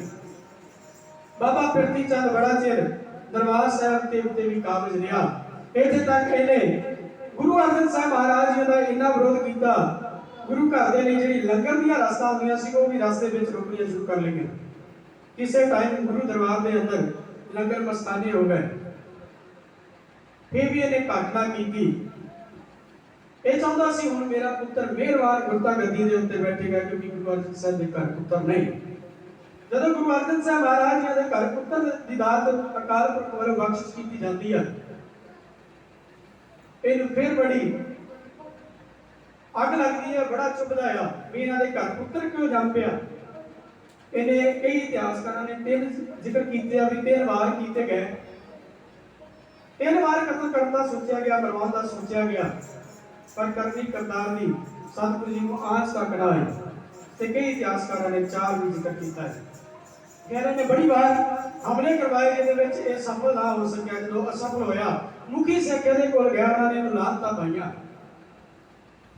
ਕਹਿ ਲੱਗੇ ਕੋਈ ਚੰਗਾ ਕੰਮ ਆ, ਬੰਦਾ ਤਾਂ ਦੁਸ਼ਮਣ ਦੇ ਬੱਚੇ ਨੂੰ ਵੀ ਪਿਆਰ ਕਰਦਾ ਆ, ਤੇਰੇ ਅੰਦਰ ਇਨਸਾਨੀਅਤ ਖਤਮ ਹੋ ਚੁੱਕੀ, ਤੂੰ ਆਪਣੇ ਭਰਾ ਦੇ ਪੁੱਤਰ ਨੂੰ ਕਤਲ ਕਰਾਉਣਾ ਚਾਹ ਰਿਹਾ। ਜਦੋਂ ਸਾਰਿਆਂ ਨੇ ਲਾਨਤਾਂ ਪਾਈਆਂ, ਇਹ ਦਰਬਾਰ ਸਾਹਿਬ ਨੂੰ ਛੱਡ ਕੇ ਇਹ ਪਹੁੰਚ ਗਿਆ ਹੇਰ ਪਿੰਡ। ਹੇਰ ਪਿੰਡ ਦੇ ਸਹੁਰੇ ਆ। ਇੱਥੇ ਜਾ ਕੇ ਇਹਨੇ ਦਰਬਾਰ ਸਾਹਿਬ ਦੀ ਨਕਲ ਤੇ ਦਰਬਾਰ ਸਾਹਿਬ ਵਰਗਾ ਗੁਰਦੁਆਰਾ ਬਣਾ ਲਿਆ। ਦੁੱਖ ਭੰਜਨੀ ਦੀ ਜਗ੍ਹਾ ਇਹਨੇ ਦੁੱਖ ਨਿਵਾਰਨ ਬਣਾ ਲਿਆ। ਹੁਣ ਇਹਦੇ ਕੋਲ ਬਾਣੀ ਲਿਖਣ ਦੀ ਤਾਕਤ ਨਹੀਂ, ਇਹ ਬਾਣੀ ਨਹੀਂ ਲਿਖ ਪਾਉਂਦਾ। ਹੁਣ ਸਿੱਖ ਸੰਗਤਾਂ ਨੇ ਜਦੋਂ ਸਤਿਗੁਰੂ ਸੱਚੇ ਪਾਤਸ਼ਾਹ ਮਹਾਰਾਜ ਜੀ ਨੂੰ ਬਾਣੀ ਉਚਾਰਦੇ ਦੇਖਿਆ, ਸਾਰੀਆਂ ਸਿੱਖ ਸੰਗਤਾਂ ਇਹਦੇ ਜਾਲ ਦੇ ਵਿੱਚ ਨਾ ਫਸੀਆਂ। ਸਾਰੇ ਹੀ ਵਾਰ-ਵਾਰ ਸਤਿਗੁਰੂ ਸੱਚੇ ਪਾਤਸ਼ਾਹ ਮਹਾਰਾਜ ਦੇ ਕੋਲ ਹੀ ਜਾਂਦੇ ਨੇ, ਗੁਰੂ ਅਰਜਨ ਪਾਤਸ਼ਾਹ ਕੋਲ ਹੀ ਜਾਂਦੇ, ਇਹਦੇ ਕੋਲ ਕੋਈ ਨਹੀਂ ਜਾਂਦਾ। ਹੁਣ ਇਹਨੇ ਆਪਣੇ ਮਿਹਰਬਾਨ ਪੁੱਤਰ ਨੂੰ ਕਿਹਾ, ਕਹਿਣ ਲੱਗਾ ਪੁੱਤਰਾ ਇੰਜ ਕਰ, ਮੈਨੂੰ ਬਾਣੀ ਲਿਖਣੀ ਨਹੀਂ ਆਉਂਦੀ, ਤੂੰ ਬਾਣੀ ਲਿਖਣੀ ਸਿੱਖ। ਤੇ ਗੁਰੂ ਨਾਨਕ ਪਾਤਸ਼ਾਹ ਮਹਾਰਾਜ ਜੀ ਦਾ ਨਾਮ ਵਰਤ ਕੇ ਬਾਣੀ ਲਿਖ। ਇਹਨੇ ਇੰਜ ਹੀ ਕੀਤਾ। ਇਹਨੇ ਬਾਣੀ ਲਿਖਣੀ ਸ਼ੁਰੂ ਕਰ ਦਿੱਤੀ। ਮਿਹਰਬਾਨੀ ਦੇ ਪੁੱਤਰ ਨੇ ਬੜੀ ਸਾਰੀ ਬਾਣੀ ਲਿਖਦਾ। ਇਹਨੇ 4 ਗੁਰੂ ਸਾਹਿਬਾਨ ਦੀ ਬਾਣੀ ਇਕੱਤਰ ਕੀਤੀ, ਕਿਉਂਕਿ ਪੁਰਾਣੇ ਸਮੇਂ ਵਿੱਚ ਉਤਾਰੇ ਹੋ ਜਾਂਦੇ ਸਨ। ਕਈ ਥਾਵਾਂ ਦੇ ਉੱਤੇ ਇਹ ਉਤਾਰੇ ਮੌਜੂਦ ਸਨ, ਇਸ ਕਰਕੇ ਇਹਦੇ ਕੋਲ ਵੀ ਇਹ ਬਾਣੀ ਦੀਆਂ ਪੋਥੀਆਂ ਸਨ। ਇਹਨੇ 4 ਗੁਰੂ ਸਾਹਿਬਾਨਾਂ ਦੀ ਬਾਣੀ ਉਹਦੇ ਵਿੱਚ ਅੰਕਿਤ ਕਰਾ ਲਈ। 5ਵੇਂ ਗੁਰੂ ਸਾਹਿਬ ਦੀ ਇਹਨੇ ਬਾਣੀ ਅੰਕਿਤ ਨਹੀਂ ਕੀਤੀ। ਉਸ ਤੋਂ ਬਾਅਦ ਮਹੱਲਾ 6ਵਾਂ ਲੈ ਕੇ ਇਹਨੇ ਆਪਣੀ ਬਾਣੀ ਉਹਦੇ ਵਿੱਚ ਅੰਕਿਤ ਕਰਾ ਲਈ। ਮਿਹਰਬਾਨੀ। ਹੁਣ ਕੁਦਰਤੀ ਸੀ, ਇਹਦੇ ਕੋਲ ਸਾਰਾ ਮਾਇਆ ਦਾ ਪ੍ਰਬੰਧ ਸੀ। ਮਸੰਦਾਂ ਦੇ ਨਾਲ ਇਹਦੇ ਚੰਗੇ ਸੰਬੰਧ ਸਨ, ਇਸ ਕਰਕੇ ਪੈਸਾ ਬਹੁਤ ਚੜਦਾ ਸੀ। ਇਹਨੇ ਕੁਝ ਰਵਾਬੀ ਵੀ ਖਰੀਦੇ ਜਿਹੜੇ ਇਹਦੀ ਬਾਣੀ ਦਾ ਕੀਰਤਨ ਕਰਨ ਲੱਗ ਪਏ। ਇੱਕ ਵਾਰ ਕੋਈ ਸਿੱਖ ਲੰਘਿਆ ਉੱਥੋਂ ਦੀ, ਉਹਨੇ ਦੇਖਿਆ ਵੀ ਕਿਉਂ ਨਾ ਆਪਾਂ ਦੇਖੀਏ ਤਾਂ ਇਹ ਕਰਦਾ ਕੀ ਪਿਆ ਹੈ ਗੁਰੂ ਅਰਜਨ ਸਾਹਿਬ ਮਹਾਰਾਜ ਜੀ ਦਾ। ਬਹੁਤ ਕਰੀਬੀ ਸਿੱਖ ਸੀ। ਕਹਿੰਦੇ ਦੇਖ ਕੇ ਤਾਂ ਆਈਏ, ਉਹ ਦੇਖਣ ਗਿਆ। ਜਦੋਂ ਅੰਦਰ ਜਾ ਕੇ ਦੇਖਿਆ, ਉਹਨੇ ਇੱਕ ਬਾਣੀ ਦੀ ਪੋਥੀ ਦੇਖੀ। ਆਪਣੇ ਆਪ ਨੂੰ ਮੱਥਾ ਟਿਕਾ ਰਿਹਾ। ਉਹਦੇ ਵਿੱਚ 4 ਗੁਰੂ ਸਾਹਿਬਾਨਾਂ ਦੇ ਸ਼ਬਦ ਆ। ਰਵਾਬੀ ਸਿੰਘ ਇਹਦੀ ਕੱਚੀ ਬਾਣੀ ਦਾ ਕੀਰਤਨ ਕਰਦੇ ਪਏ ਨੇ। ਹੁਣ ਜਦੋਂ ਸਿੱਖ ਨੇ ਸੁਣੀ ਹੈ ਕੱਚੀ ਬਾਣੀ, ਉਹਨੂੰ ਚੰਗੀ ਨਾ ਲੱਗੀ। ਉੱਥੇ ਤਾਂ ਉਹਨੇ ਕੁਝ ਕਿਹਾ ਨਹੀਂ। ਗੁਰਦੇਵ ਦੇ ਕੋਲ ਅੰਮ੍ਰਿਤਸਰ ਦੀ ਪਾਵਨ ਧਰਤੀ ਤੇ ਆਇਆ। ਮਹਾਰਾਜ ਨੂੰ ਕਹਿਣ ਲੱਗਾ, ਸਾਰੇ ਸਿੱਖ ਬੈਠੇ ਸਨ ਉਹਦੇ ਵਿੱਚ। ਬਾਬਾ ਬੁੱਢਾ ਜੀ, ਭਾਈ ਗੁਰਦਾਸ ਜੀ, ਮੁਖੀ ਸਿੱਖ ਹਾਜ਼ਰ ਸਨ, ਭਾਈ ਲੰਗਾ ਜੀ, ਭਾਈ ਮੰਝ ਜੀ, ਇਤਿਆਦਿਕ ਸਾਰੇ ਸਿੱਖ ਸਨ। ਸਤਿਗੁਰ ਸੱਚੇ ਪਾਤਸ਼ਾਹ ਮਹਾਰਾਜ ਜੀ ਨੂੰ ਕਹਿਣ ਲੱਗੇ, ਮਹਾਰਾਜ ਬਹੁਤ ਵੱਡਾ ਪਾਪ ਕਰ ਰਿਹਾ ਪ੍ਰਿਥੀ ਚੰਦ। ਮਹਾਰਾਜ ਕਹਿਣ ਲੱਗੇ, ਕੀ ਹੋਇਆ? ਕਹਿਣ ਲੱਗੇ, ਮਹਾਰਾਜ ਉਹਨੇ ਬਾਣੀ ਦੀ ਇੱਕ ਪੋਥੀ ਤਿਆਰ ਕੀਤੀ ਹੋਈ ਆ। ਉਹਦੇ ਵਿੱਚ ਉਹਨੇ ਆਪਣੇ ਮਿਹਰਬਾਨ ਦੀ ਪੁੱਤਰ ਆਪਣੇ ਦੀ ਬਾਣੀ ਵਿੱਚ ਅੰਕਿਤ ਕਰਾਈ ਆ। ਉਸ ਬਾਣੀ ਦਾ ਕੀਰਤਨ ਸੁਣ ਕੇ ਆਇਆ। ਮਹਾਰਾਜ ਜਦੋਂ ਤੁਹਾਡੀ ਬਾਣੀ ਦਾ ਕੀਰਤਨ ਸੁਣਦੇ ਆ, ਇਹਦੇ ਵਿੱਚ ਠੰਡ ਪੈਂਦੀ ਹੈ, ਹਿਰਦਾ ਸ਼ਾਂਤ ਹੋ ਜਾਂਦਾ। ਮਹਾਰਾਜ ਜਦੋਂ ਉਹਦੀ ਬਾਣੀ ਦਾ ਕੀਰਤਨ ਸੁਣਿਆ, ਬਾਣੀ ਦੇ ਵਿੱਚ ਮਨ ਦੇ ਵਿੱਚ ਚੰਚਲਤਾ ਆਉਂਦੀ, ਕਿਉਂਕਿ ਬਾਣੀ ਚੰਚਲੀ। ਮਨ ਅਸ਼ਾਂਤ ਹੁੰਦਾ, ਮਨ ਦੇ ਵਿੱਚ ਫੁਰਨੇ ਫੁਰਦੇ ਆ। ਮਹਾਰਾਜ ਸੱਚੇ ਪਾਤਸ਼ਾਹ ਉਹ ਤਾਂ ਬੜੀਆਂ ਵਧੀਕੀਆਂ ਕਰ ਰਿਹਾ। ਉਹਨੇ ਤਾਂ ਕਈ ਆਲੇ ਦੁਆਲੇ ਚੁੱਕੇ ਬਾਣੀਆਂ ਵੀ ਉਸ ਪੋਥੀ ਦੇ ਵਿੱਚ ਅੰਕਿਤ ਕਰ ਲਈਆਂ। ਉਹ ਆਪ ਵੀ ਗੁਰੂ ਨਾਨਕ ਪਾਤਸ਼ਾਹ ਦਾ ਨਾਮ ਲੈ ਕੇ ਬਾਣੀਆਂ ਲਿਖ ਰਿਹਾ। ਕਈ ਇਤਿਹਾਸਕਾਰਾਂ ਦਾ ਮੰਨਣਾ ਆ ਵੀ 6ਵੇਂ 7ਵੇਂ ਔਰ 8ਵੇਂ ਗੁਰੂ ਪਾਤਸ਼ਾਹ ਨੇ ਬਾਣੀ ਇਸ ਕਰਕੇ ਨਹੀਂ ਲਿਖੀ ਕਿਉਂਕਿ ਭੁਲੇਖਾ ਨਾ ਪੈ ਸਕੇ, ਕਿਉਂਕਿ ਉਹ ਆਪਣੇ ਆਪ ਨੂੰ ਮਹੱਲਾ 6ਵਾਂ ਲਿਖਦਾ। ਉਹਦਾ ਪੁੱਤਰ ਅੱਗੇ ਉਹ ਮਹੱਲਾ 7ਵਾਂ ਤੇ 8ਵਾਂ ਲਿਖਿਆ ਜਾਂਦਾ। ਇਸ ਕਰਕੇ ਭੁਲੇਖਾ ਨਾ ਪੈ ਸਕੇ, ਗੁਰੂ ਸਾਹਿਬਾਂ ਨੇ ਬਾਣੀ ਨਹੀਂ ਲਿਖੀ। ਕਹਿ ਗੁਰੂ ਅਰਜਨ ਸਾਹਿਬ ਮਹਾਰਾਜ ਜੀ ਨੂੰ ਸਾਰੀ ਗੱਲ ਦੱਸੀ ਤੇ ਮਹਾਰਾਜ ਜੀ ਨੇ ਮੁਖੀ ਸਿੱਖਾਂ ਦੇ ਨਾਲ ਸਲਾਹ ਕੀਤੀ। ਸਾਰਿਆਂ ਨੇ ਸਲਾਹ ਕੀਤੀ, ਮਹਾਰਾਜ ਜੋ ਗੁਰੂ ਨਾਨਕ ਪਾਤਸ਼ਾਹ ਮਹਾਰਾਜ ਜੀ ਦਾ ਸੁਪਨਾ ਆ, ਜੋ ਮਹਾਰਾਜ ਦਾ ਮਨੋਰਥ ਸੀ, ਆਪਾਂ ਉਹਨੂੰ ਨੇਪਰੇ ਚੜਾਈਏ। ਆਪਾਂ ਇਸ ਸਾਰੀ ਬਾਣੀ ਨੂੰ ਇਕੱਤਰ ਕਰਕੇ ਇੱਕ ਗ੍ਰੰਥ ਤਿਆਰ ਕਰੀਏ। ਮਹਾਰਾਜ ਨੇ ਵੀ ਇਹ ਗੱਲ ਸਹੀ ਕਹੀ। ਮਹਾਰਾਜ ਕਹਿਣ ਲੱਗੇ, ਹਾਂ ਸਮੇਂ ਦੀ ਲੋੜ ਆ ਕਿ ਅਸੀਂ ਬਾਣੀ ਨੂੰ ਇਕੱਤਰ ਕਰ ਲਈਏ। ਬਿਲਾਲ ਡਿਊਟੀ ਲਗਾਈ ਗਈ ਹੈ ਭਾਈ ਗੁਰਦਾਸ ਜੀ ਦੀ, ਕਿਉਂਕਿ ਭਾਈ ਗੁਰਦਾਸ ਤੋਂ ਵੱਡਾ ਕੋਈ ਵਿਦਵਾਨ ਨਹੀਂ ਹੁੰਦੇ ਸੀ ਮਹਾਰਾਜ।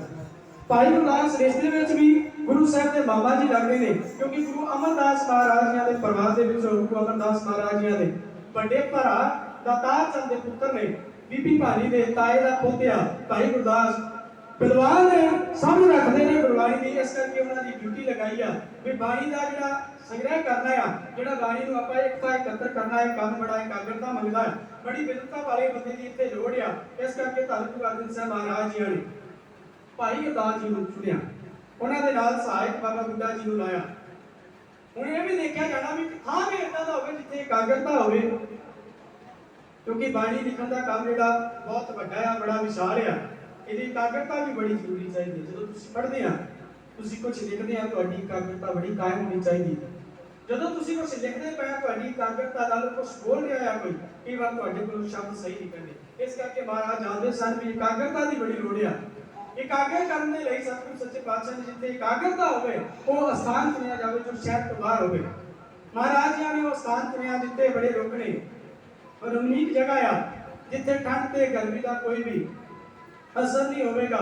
ਨਾ ਠੰਡ ਦੇ ਵਿੱਚ ਹੱਥਾਂ ਨੂੰ ਪਸੀਨਾ ਆਉਣ ਦਾ ਖਤਰਾ ਆ, ਕਿਉਂਕਿ ਰੋਕਿਆ ਪਸੀਨੇ ਦੇ ਨਾਲ ਉਹ ਸਾਰੀ ਸ਼ਾਹੀ ਫੈਲ ਸਕਦੀ ਹੈ। ਇਸ ਕਰਕੇ ਮਹਾਰਾਜ ਜੀ ਨੇ ਉਸ ਸਥਾਨ ਨੂੰ ਚੁਣਿਆ ਜਿਹਨੂੰ ਅਸੀਂ ਰਾਮਸਰ ਕਹਿੰਦੇ ਹਾਂ। ਅੱਜ ਵੀ ਗੁਰੂ ਗ੍ਰੰਥ ਸਾਹਿਬ ਮਹਾਰਾਜ ਜੀ ਦੇ ਜਿਹੜੇ ਪਾਵਨ ਸਰੂਪ ਸ਼ਬਦ ਨੇ ਉਹ ਰਾਮਸਰੀ ਪ੍ਰਿੰਟਿੰਗ ਪ੍ਰੈਸ ਲੱਗੀ ਹੋਈ ਹੈ, ਉੱਥੇ ਹੀ ਸ਼ਬਦ ਨੇ ਜਿੱਥੇ ਸਤਿਗੁਰੂ ਧੰਨ ਗੁਰੂ ਅਰਜਨ ਸਾਹਿਬ ਮਹਾਰਾਜ ਜੀ ਨੇ ਪਹਿਲਾ ਸਰੂਪ ਤਿਆਰ ਕੀਤਾ। ਅੰਮ੍ਰਿਤਸਰ ਤੋਂ ਬਾਰ-ਬਾਰ ਉਸ ਸਮੇਂ ਇੰਨੀ ਆਬਾਦੀ ਨਹੀਂ ਸਨ, ਕਿਉਂਕਿ ਧੰਨ ਗੁਰੂ ਰਾਮਦਾਸ ਮਹਾਰਾਜ ਜੀ ਨੇ ਅੰਮ੍ਰਿਤਸਰ ਦਾ ਸ਼ਹਿਰ ਵਸਾਇਆ ਸੀ। इस करके इनकी बसों नहीं सन बार बार शहर के ये स्थान चुनिया गया अज तक शहर के विच हैं उस समय बार बार सी सतगुरु सच्चे पातशाह महाराज जी ने उस स्थान को ठीक मनिया भी इत्थे ही आपां धन गुरु ग्रंथ साहिब महाराज जी का पावन स्वरूप तैयार करावांगे भाई बन्नू जी ਜਿਹੜੇ ਸਤਿਗੁਰੂ ਜੀ ਦੇ ਬੜੇ ਕਰੀਬੀ ਸਿੱਖ ਨੇ ਉਹਨਾਂ ਨੂੰ ਜਦੋਂ ਇਹ ਗੱਲ ਪਤਾ ਲੱਗੀ ਕਿ ਗੁਰੂ ਅਰਜਨ ਸਾਹਿਬ ਮਹਾਰਾਜ ਪਾਵਨ ਸਰੂਪ ਤਿਆਰ ਕਰਨ ਲੱਗੇ ਨੇ ਤੇ ਉਹ ਆਪਣੀ ਡਿਊਟੀ ਨਿਭਾਉਣ ਦੇ ਲਈ ਆਪਣੇ ਪਿੰਡੋਂ ਗੁਜਰਾਤ ਦੇ ਲਾਗੇ ਉਹਨਾਂ ਦਾ ਪਿੰਡ ਆ ਖਾਰਾ ਮੰਗਟ ਤੇ ਅੱਜ ਕੱਲ੍ਹ ਉਹਨੂੰ ਮੰਗਟ ਹੀ ਕਿਹਾ ਜਾਂਦਾ ਖਾਰਾ ਸ਼ਬਦ ਦੇ ਨਾਲ ਉੱਡ ਗਿਆ ਆ ਵੈਸੇ ਪੁਰਾਣੇ ਸਮਿਆਂ ਵਿੱਚ ਜਿਹੜੀ ਭਾਈ ਬੰਨੋ ਵਾਲੀ ਬੀੜੀਆਂ ਨੂੰ ਖਾਰੀ ਬੀੜੀ ਵੀ ਕਿਹਾ ਜਾਂਦਾ ਸੀ ਉਹਦੇ ਪਿੰਡ ਕਰਕੇ ਅੱਜ ਮੰਗਟ ਕਰਕੇ ਜਾਣਿਆ ਜਾਂਦਾ ਆ वो अपने पिंड को चल के आए सतगुरु सच्चे पातशाह महाराज जी ने ड्यूटी लाई भी तुसी शाही तय करनी है आज वर्गे समय नहीं सन आज वर्गे साधन नहीं सन इस करके ਜਿਹੜੀ ਸਿਆਹੀ ਦਾ ਕੰਮ ਸੀ ਇਹਨੂੰ ਕਿੰਨੇ ਦਿਨ ਲੱਗਦੇ ਸੀ 15-20 ਮਹੀਨਾ ਕੇਵਾ ਲੱਗਦਾ ਸੀ ਕਈ ਇਹਦੇ ਵਿੱਚ ਧਾਤਾਂ ਪਾਈਆਂ ਜਾਂਦੀਆਂ ਸਨ ਕਈ ਤਰੀਕਿਆਂ ਦੇ ਨਾਲ ਇਹ ਤਿਆਰ ਕੀਤੀ ਜਾਂਦੀ ਸੀ ਪੁਰਾਣੇ ਸਰੂਪਾਂ ਦੇ ਵਿੱਚ ਜਦੋਂ ਸਰੂਪ ਦੀ ਸਮਾਪਤੀ ਹੁੰਦੀ ਹੈ ਨਾ ਉੱਥੇ ਲਿਖਿਆ ਵੀ ਹੁੰਦਾ ਸੀ ਸਿਆਹੀ ਤਿਆਰ ਕਰਨ ਦੀ ਵਿਧੀ ਕਿ ਕਿਸ ਤਰੀਕੇ ਦੇ ਨਾਲ ਇਸ ਪਾਵਨ ਸਰੂਪ ਦੇ ਉੱਤੇ ਜਿਹੜੀ ਸਿਆਹੀ ਵਰਤੀ ਗਈ ਆ ਉਹਨੂੰ ਕਿੱਦਾਂ ਤਿਆਰ ਕੀਤਾ ਗਿਆ ਵੀ ਭਾਈ ਬੰਨੋ ਨੇ ਸਾਰੀ ਸਿਆਹੀ ਤਿਆਰ ਕੀਤੀ ਸਾਰੀ ਸੇਵਾਵਾਂ ਨੇ ਆਪਣੇ ਜ਼ਿੰਮੇ ਲੈ ਲਈ और मुखी सिखा ने कलमा की तैयारी की कई सिख इतिहासकारों ने लिखा गुरु साहब ने जी एक कलम एक पन्ने के उत्ते ही वक्त लुटिया दूसरे पन्ने ते कलम चलाने की आज्ञा नहीं दी इस करके बड़िया कलमा भी कर लिया गई गुरु अर्जन साहब महाराज आप ही संगत रूप के थले बैठे ने पानी की पोथी तैयार करनी है उत्ते सतगुरु सच्चे पातशाह ने एक चौकी मंगाई है उत्ते शमियाना लगाया गया जिहदे करके कोई प्रॉब्लम ना आ सके बड़े मुखी सिख ने सतगुरु सच्चे पातशाह ने मुखी सिखा दी ड्यूटियां भी लगा दी फिर से एकाग्रता बड़ी चाहिए सतगुरु सच्चे पातशाह महाराज जी में उस रमणीक थां चाहते हैं कि उत्ते बाणी देखने की बात कर रहे हैं ढाई जत्थे की जवानी ये सुनो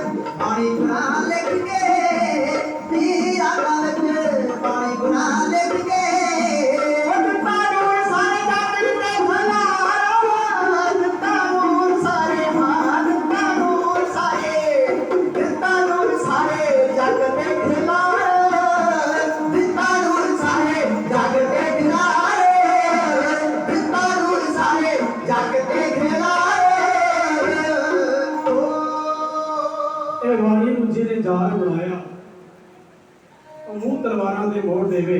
ਜਿਹਦੇ ਹੱਡਾਂ ਵਿੱਚ ਰਚ ਗਈ ਇਹ ਬਾਣੀ ਉਹ ਆਰਿਆਂ ਦੇ ਦੰਦੇ ਤੋੜ ਦੇਵੇ। ਜਿਹੜੀ ਆਤਮਾ ਵਿੱਚ ਕਰੇ ਬਾਣੀ ਵਾਸਾ ਉਹਨੂੰ ਆਉ ਨਾ ਕੋਈ ਥੋੜ ਦੇਵੇ। ਜਿਹੜਾ ਬਾਣੀ ਨਾਲ ਜੁੜ ਜਾਂਦਾ ਬਾਣੀ ਨਾਲ ਪਰਮਾਤਮਾ ਜੋੜ ਦੇਵੇ। ਜਿਹੜੇ ਜਿਹੜੇ ਬਾਣੀ ਦੇ ਨਾਲ ਤੁਰਕੀ ਬਾਣੀ ਦੇ ਨਾਲ ਜੁੜ ਗਏ ਉਹ ਅਕਾਲ ਪੁਰਖ ਵਾਹਿਗੁਰੂ ਦੇ ਨਾਲ ਜੁੜ ਗਏ। ਬੜਾ ਸੌਖਾ ਜਿਹਾ ਬਾਰ ਗਿਆ। ਸਾਡੇ ਗੁਰੂ ਸਾਹਿਬਾਨਾਂ ਨੇ ਸਾਨੂੰ ਦੱਸਿਆ ਵੀ ਜੇ ਰੱਬ ਦੀ ਪ੍ਰਾਪਤੀ ਕਰਨੀ ਆ ਤੇ ਬਾਣੀ ਦੇ ਨਾਲ ਨੇੜਤਾ ਕਰਨਾ। ਬਾਣੀ ਉਸ ਅਕਾਲ ਪੁਰਖ ਦੀ ਉਹ ਤੁਰਕੀ ਬਾਣੀ ਆਈ ਤੇ ਸਗਲੀ ਚਿੰਤਨ ਦਾਈ ਉਹ ਤੁਰਕੀ ਬਾਣੀ ਆ। ਉਹ ਤੁਰਕੀ ਬਾਣੀ ਦੇ ਨਾਲ ਆਪਣੀ ਸੁਖ ਨੂੰ ਜੋੜਨ ਦਾ ਸਤਿਗੁਰੂ ਸੱਚੇ ਪਾਤਸ਼ਾਹ ਮਹਾਰਾਜ ਜੀ ਨੇ ਰੋਜ਼ ਸਤਿਨੇਮ ਦਿੱਤਾ ਹੋਇਆ ਹੈ। ਤਾਂ ਹੀ ਅਸੀਂ ਨਿਤਨੇਮ ਦੀ ਬਾਣੀ ਰੋਜ਼ ਪੜ੍ਹਦੇ ਹਾਂ। ਜੋ ਸਿੱਖ ਥੱਕਿਆ ਹੋਵੇ ਬਿਜੀ ਹੋਵੇ ਤਾਂ ਵੀ ਕੁਝ ਨਾ ਕੁਝ ਸਤਿਗੁਰੂ ਸੱਚੇ ਪਾਤਸ਼ਾਹ ਮਹਾਰਾਜ ਜੀ ਨੇ ਸਾਨੂੰ ਨਿਤਨੇਮ ਦਿੱਤਾ ਵੀ ਘੱਟ ਤੋਂ ਘੱਟ ਬਾਣੀ ਪੜ੍ਹ। ਜਿੰਨੀ ਪੜ੍ਹ ਸਕਦਾ ਨਿਤਨੇਮ ਸਾਡਾ ਘੱਟ ਤੋਂ ਘੱਟ ਵਾਲਾ ਆ। ਤੇ ਵੱਧ ਤੋਂ ਵੱਧ ਸਾਡੀ ਸਿੱਖ ਰਹਿਤ ਮਰਿਆਦਾ ਕਹਿੰਦੀ ਆ ਵੀ ਸਿੱਖ ਦਾ ਰੋਜ਼ ਸਹਿਜ ਪਾਠ ਚੱਲਦਾ ਰਹੇ। ਰੋਜ਼ ਸਹਿਜ ਪਾਠ ਕਰ ਜਿੰਨਾ ਵੱਧ ਤੋਂ ਵੱਧ ਸਮਾਂ ਦੇ ਸਕਦੇ ਸਾਨੂੰ ਰਹਿਣਾ ਚਾਹੀਦਾ। ਗੁਰੂ ਅਰਜਨ ਸਾਹਿਬ ਮਹਾਰਾਜ ਜੀ ਨੇ ਸਾਡੇ ਉੱਤੇ ਕਿਰਪਾ ਕੀਤੀ ਆ। ਸਤਿਗੁਰੂ ਸੱਚੇ ਪਾਤਸ਼ਾਹ ਮਹਾਰਾਜ ਟੁੱਟੇ ਨੇ ਆਰਾਮ ਸਾਹਿਬ ਦਾ ਜਿਹੜਾ ਉਸਤਾਦ ਚੁਣਿਆ ਗਿਆ ਆ ਕਿ ਉਹਦੇ ਸਤਿਗੁਰੂ ਮਹਾਰਾਜ ਜੀ ਨੇ ਬਾਣੀ ਅੰਕਿਤ ਕਰਨੀ ਆ। ਸਤਿਗੁਰੂ ਸੱਚੇ ਪਾਤਸ਼ਾਹ ਮਹਾਰਾਜ ਜੀ ਨੇ ਬਾਣੀ ਅੰਕਿਤ ਕਰਨੀ ਤੇ ਉੱਥੇ ਬਾਣੀ ਅੰਕਿਤ ਸਤਿਗੁਰੂ ਜੀ ਨੇ ਕਰਵਾਉਣੀ ਹੈ। ਦੱਸਣਾ ਮਹਾਰਾਜ ਨੇ ਤੇ ਲਿਖਣਾ ਭਾਈ ਗੁਰਦਾਸ ਜੀ ਨੇ।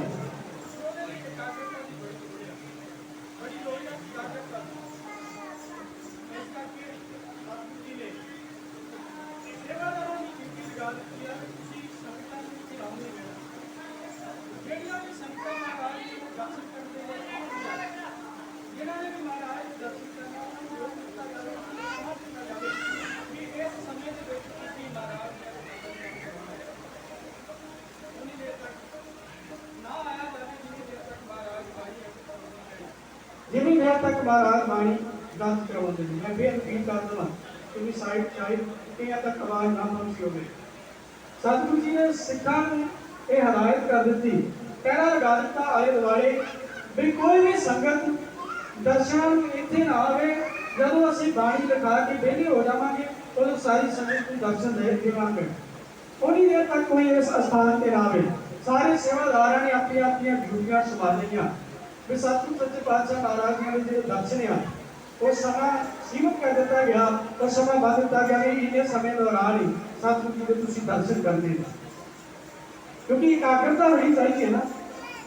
सतगुरु सच्चे पातशाह महाराज जी ने कोल जिहड़ियां पोथियां दे विच बाणी आ ਉਹਦੇ ਵਿੱਚ गुरु नानक साहब महाराज जी की अलग बाणी आ, दूसरे पातशाह की अलग आ, तीसरे पातशाह की अलग आ, सारे गुरु साहिबानां की अलग अलग आ। पर गुरु अर्जन साहब महाराज जो पावन ग्रंथ तैयार कर लगे ने संपादना कर लगे ने ਉਹਦੇ ਵਿੱਚ महाराज जी ने रागां ਨੂੰ मोह रखिया रागां ਦੇ ਅਨੁਸਾਰ ਬਾਣੀ ਕਰ ਦਿੱਤੀ। 30 राग उस समय गुरु ग्रंथ साहब महाराज ਵਿੱਚ ਦਰਜ ਨੇ क्योंकि 31ਵਾਂ राग जैजावंती ਜਿਹੜਾ ਹੈ ਉਹਦੇ ਵਿੱਚ ਕੇਵਲ ਤੇ ਕੇਵਲ गुरु तेग बहादुर महाराज जी ਦੀ ਬਾਣੀ ਅੰਕਿਤ ਹੈ। ਹੁਣ ਸਤਿਗੁਰੂ ਸੱਚੇ ਪਾਤਸ਼ਾਹ ਮਹਾਰਾਜ ਜੀ ਨੇ ਸਭ ਤੋਂ ਪਹਿਲਾਂ ਧੰਨ ਗੁਰੂ ਨਾਨਕ ਸਾਹਿਬ ਮਹਾਰਾਜ ਜੀ ਦੀ ਬਾਣੀ ਅੰਕਿਤ ਕਰਾਈ ਜਿਹਨੂੰ ਅਸੀਂ ਪਿਆਰ ਦੇ ਨਾਲ ਜਪਜੀ ਸਾਹਿਬ ਕਹਿੰਦੇ ਹਾਂ। ਅਰੰਤਾ ਜਪਜੀ ਸਾਹਿਬ ਤੋਂ ਆ ਫਿਰ ਨਿਤਨੇਮ ਦੀਆਂ ਬਾਣੀਆਂ ਨੇ ਫਿਰ ਉਸ ਤੋਂ ਬਾਅਦ ਰਾਗਬੱਧ ਬਾਣੀ ਸ਼ੁਰੂ ਹੁੰਦੀ ਆ। ਰਾਗਬੱਧ ਬਾਣੀ ਦੇ ਵਿੱਚ ਵੀ ਬੜੀ ਤਰਤੀਬ ਦਿੱਤੀ ਗਈ ਆ, ਉਵੇਂ ਨਹੀਂ ਦਿੱਤੀ ਗਈ ਕੀਤਾ ਗਿਆ। ਸਤਿਗੁਰੂ ਸੱਚੇ ਪਾਤਸ਼ਾਹ ਨੇ ਪਹਿਲਾਂ ਧੰਨ ਗੁਰੂ ਨਾਨਕ ਪਾਤਸ਼ਾਹ ਦੇ ਸ਼ਬਦ ਅੰਕਿਤ ਕੀਤੇ, दूसरे पातशाह के शब्द नहीं आ उन्होंने केवल श्लोक आ वो 12 ਦੇ ਵਿੱਚ ਨਹੀਂ ਅੰਕਿਤ। ਇਸ ਕਰਕੇ ਦੂਸਰੇ ਪਾਤਸ਼ਾਹ ਮਹਾਰਾਜ ਜੀ ਦੇ ਬਾਣੀ ਤੁਹਾਨੂੰ ਸ਼ਬਦਾਂ ਵਿੱਚ ਅਸ਼ਟਪਦੀਆਂ ਦੇ ਰੂਪ ਦੇ ਵਿੱਚ ਤੇ ਸ਼ਬਦਾਂ ਦੇ ਰੂਪ ਦੇ ਵਿੱਚ ਕਿਤੇ ਵੀ ਤੁਹਾਨੂੰ ਦਰਸ਼ਨ ਨਹੀਂ ਹੋਣਗੇ। ਕੇਵਲ ਸ਼ਲੋਕਾਂ ਦੇ ਵਿੱਚ 63 ਸ਼ਲੋਕ ਆ ਦੂਜੇ ਪਾਤਸ਼ਾਹ ਦੇ। ਇਸ ਕਰਕੇ ਗੁਰੂ ਪਾਤਸ਼ਾਹ ਮਹਾਰਾਜ ਜੀ ਨੇ ਬੜੀ ਇਕਾਗਰਤਾ ਚਾਹੀ ਹੈ। ਪਹਿਲਾਂ ਗੁਰੂ ਨਾਨਕ ਪਾਤਸ਼ਾਹ ਦੇ ਫਿਰ ਤੀਸਰੇ ਪਾਤਸ਼ਾਹ ਦੇ ਸ਼ਬਦ ਅੰਕਿਤ ਕੀਤੇ ਗਏ ਫਿਰ ਚੌਥੇ ਫਿਰ ਪੰਜਵੇਂ ਆਪਣੇ ਫਿਰ ਉਸ ਤੋਂ ਬਾਅਦ ਸਤਿਗੁਰੂ ਸੱਚੇ ਪਾਤਸ਼ਾਹ ਨੇ ਫਿਰ ਅਸ਼ਟਪਦੀਆਂ ਉਸ ਤੋਂ ਬਾਅਦ ਸੰਤ ਉਸ ਤੋਂ ਬਾਅਦ 12 ਤੇ ਅਖੀਰ ਵਿੱਚ ਭਗਤਾਂ ਦੀ ਬਾਣੀ ਸਤਿਗੁਰੂ ਜੀ ਨੇ ਦਰਜ ਕਰਾਈ। ਇਸ ਲਈ ਇਹਨੂੰ ਬੜਾ ਸਮਾਂ ਲੱਗਣਾ ਹੈ, ਬੜੀ ਇਕਾਗਰਤਾ ਚਾਹੀਦੀ ਆ। ਸਤਿਗੁਰੂ ਸੱਚੇ ਪਾਤਸ਼ਾਹ ਮਹਾਰਾਜ ਜਿਵੇਂ ਜਿਵੇਂ ਭਾਈ ਗੁਰਦਾਸ ਜੀ ਨੂੰ ਲਿਖਾਉਂਦੇ ਜਾਂਦੇ ਨੇ ਭਾਈ ਗੁਰਦਾਸ ਜੀ ਲਿਖਦੇ ਨੇ ਫਿਰ ਉਸ ਤੋਂ ਬਾਅਦ ਇੱਥੇ ਹੀ ਬਸ ਨਹੀਂ। ਸਾਡੇ ਗੁਰੂ ਸਾਹਿਬਾਨਾਂ ਨੇ ਜਿਹੜੀ ਤਰਤੀਬ ਦਿੱਤੀ ਆ ਉਹ ਵੀ ਬਾਖਮਾਰ ਆ। ਇਦਾਂ ਦੀ ਤਰਤੀਬ ਵੀ ਤੁਹਾਨੂੰ ਕਿਤੇ ਨਹੀਂ ਮਿਲੇਗੀ। ਹਰੇਕ ਸ਼ਬਦਾਂ ਦੇ ਨਾਲ ਅੰਕ ਲਿਖੇ ਗਏ ਨੇ, ਉਹਨਾਂ ਦੀ ਗਿਣਤੀ ਲਿਖੀ ਗਈ ਆ ਵੀ ਕੋਈ ਚਾਹ ਕੇ ਵੀ ਗੁਰੂ ਗ੍ਰੰਥ ਸਾਹਿਬ ਮਹਾਰਾਜ ਜੀ ਦੀ ਪਾਵਨ ਬਾਣੀ ਦੇ ਖਿਲਾਫ ਨਾ ਕਰ ਸਕੇ। क्योंकि जदों कोई ऐड करेगा विच कोई शब्द ऐड करना चाहेगा वो गिनती के छेड़छेड़ होगी, वो गिनती के नाल छेड़छाड़ होगी। इस करके बड़ी तरतीब के नाल सतगुरु जी ने बाणी अंकित की है, बड़े सच्चे तरीके के नाल बड़ी अगाह वधू समझ लैके महाराज जी ने ये बाणी अंकित की है। इसलिए बड़ी एकाग्रता की लोड़ आ भी एकाग्रता के लिए जो सिख संगतां आउंदियां आ महाराज जी के दर्शन करने लिए विलोचना करदियां आ, विलोचना करदियां महाराज असीं दर्शन करने आ, सेवादार रोक दिंदे ने वे हले ना जाओ महाराज के दर्शन करते हैं। ये सुभाविक सी भी अगे तो महाराज हर समय सानू दर्शन दिंदे सन, हर समय साडे उत्ते बख्शिशां करदे सन, हुण क्यों सानू रोकिया जांदा है? अगे तो असीं दिन आइए रात को आइए ते महाराज सच्चे पातशाह उसे वेले आ जाते सन, ते हुण क्यों रोकिया जांदा है? फिर सिखां ने दसना कि महाराज बाणी का एक जहाज बना रहे हैं, धन गुरु ग्रंथ साहिब महाराज जी की संपादना कर रहे हैं, इस करके महाराज ने रोकिया आ। उन्हें एकाग्रता चाहिए आ, जो तुसीं जाके गल्लां करोगे फिर टाइम ठीक लगेगा, महाराज जी की एकाग्रता भंग ना आवे, लिखण वाले की एकाग्रता भंग ना आवे, इस करके महाराज ने सब धन रोकिया है। हुण जदों ये गल्लां संगतां विच पहुंचियां फिर सुभाविक सी जदों एक नूं पता लग्या उन्हें होरां नूं भी दसना सी, उन्हें होरां नूं भी जा के दस्सिया कि महाराज का साडे कल्याण वास्ते साडे भले वास्ते गुरु ग्रंथ साहिब महाराज जी की संपादना कर रहे हैं। उन्हें जी खबर आ जो सिख संगतां होंदियां, क्योंकि अज वर्गे साधन नहीं सन, पिंडां पिंडां दे विचों संगतां होंदियां सन, रल मिल के आया करदे सन, कुछ किसी पिंड की संगत कुछ किसी पिंड की संगत, जब उन्होंने जाके अपने वापस पिंडां में परतना कि उत्थे जाके भी महाराज की बात दसेगी कि गुरु साहब गुरु ग्रंथ साहिब महाराज जी का पावन स्वरूप तैयार कर रहे हैं। हुण एक ने कोल पहुंची खबर उन्हें होरां नूं दसी, पिंड पिंड जाके पिंड खबर पहुंच गई, संगतां भी हिना करके आउण लग पईआं। गुरु अर्जन साहिब महाराज जी ने कहा भी इन्नी संगत को रोज दर्शन देने भी बड़े औखे ने। महाराज जी ने एक हुक्मनामा जारी किया सारियां संगतां नूं भी तुसीं उदों आयो, असीं तुहानूं उदों हुक्मनामे जारी करांगे जदों गुरु ग्रंथ साहिब महाराज जी की संपादना हो जाएगी संपूर्ण, जदों संपूर्णता हो जाएगी तो असीं सारियां संगतां नूं बुलावांगे। उदा जिहड़े नेता प्रति जिन्नी संगत होंदी है उन्नी की आओ, तुसीं भी हिना करके ना आओ, फिर तुहानूं घड़ीक टाइम देना पैंदा है, इस करके साडा काम रह जांदा है। हुण सिख संगतां दे कोल महाराज जी दे हुक्मनामे पहुंचे, सिखां ने मान लिया भी ये गल लाहौर की धरती ते भी भाई लद्दा आ सतगुरु जी का पावन सिख जिहड़ा सतगुरु जी दे नाल बड़ा प्यार करदा गुरु घर दा प्रचारक है, इहदे थ्रू ये लाहौर की धरती दे उत्ते भी खबर पहुंच गई भी गुरु अर्जन साहिब महाराज एक ग्रंथ तैयार कर रहे हैं जिहदे विच पंज गुरु साहिबानां दी बाणी होवेगी, हो चुके भगतां दी बाणी होवेगी, जिन्हां दी गुरु नानक पातशाह महाराज जी ने बाणी एकत्र कीती आ, वो बाणी दर्ज कीती जावेगी। इत्थे चार अखौती भगत ने जिन्हां ने जदों ये गल सुनी भी गुरु साहब एक स्वरूप तैयार कर रहे हैं, उन्होंने सानू सद्या नहीं, इन्हां दे विच एक कान्हा इहदा सरकारी दरबारे बड़ा रसूख आ जिहड़ा चंदू है ना, जिहड़ा गुरु अर्जन साहिब महाराज जी की शहादत के समय एक रोल अदा करेगा आगे जाके, जो कितने वक्त मिलिया आपां वो साझा करांगे। ये रिश्तेदार आ, रिश्तेदार हो करके जी उत्ते सरकारी दरबारे पहुंचा, इन्हें क्या आपां गुरु साहब के नाले जाके रोस प्रचार करते हैं कि महाराज ने सानू सद्या नहीं, असीं मौजूदा समय में भगत और जिहड़े पुराने हो चुके हैं उन्हां दी बाणी इकट्ठा करदे फिरदे ने, असीं हुण मौजूद आ, सानू इन्हां ने पुछिया तक नहीं भी ईरखा दी आग दे विच सड़दा होया बड़े गोल बोलदा होया अमृतसर दी धरती ते पहुंचा। इन्हें अमृतसर दी धरती ते पहुंच के जिवें सतगुरु सच्चे पातशाह महाराज जी नूं बोल बोले, सतगुरु सच्चे पातशाह महाराज जी नूं कहण लगा महाराज तुसीं सानू चेते नहीं कीता, असीं उस समय दे मौजूदा समय दे भगत आ, जिवें वो सतगुरु सच्चे पातशाह नूं कह रहे जिवें चल के गए ने सतगुरु जी दे कोल, उस वेले दा हाल भाई सुखविंदर सिंह, भाई जगमोहन सिंह गुलाब, संगी मास्टर, भाई जगदीप सिंह जी ये इउं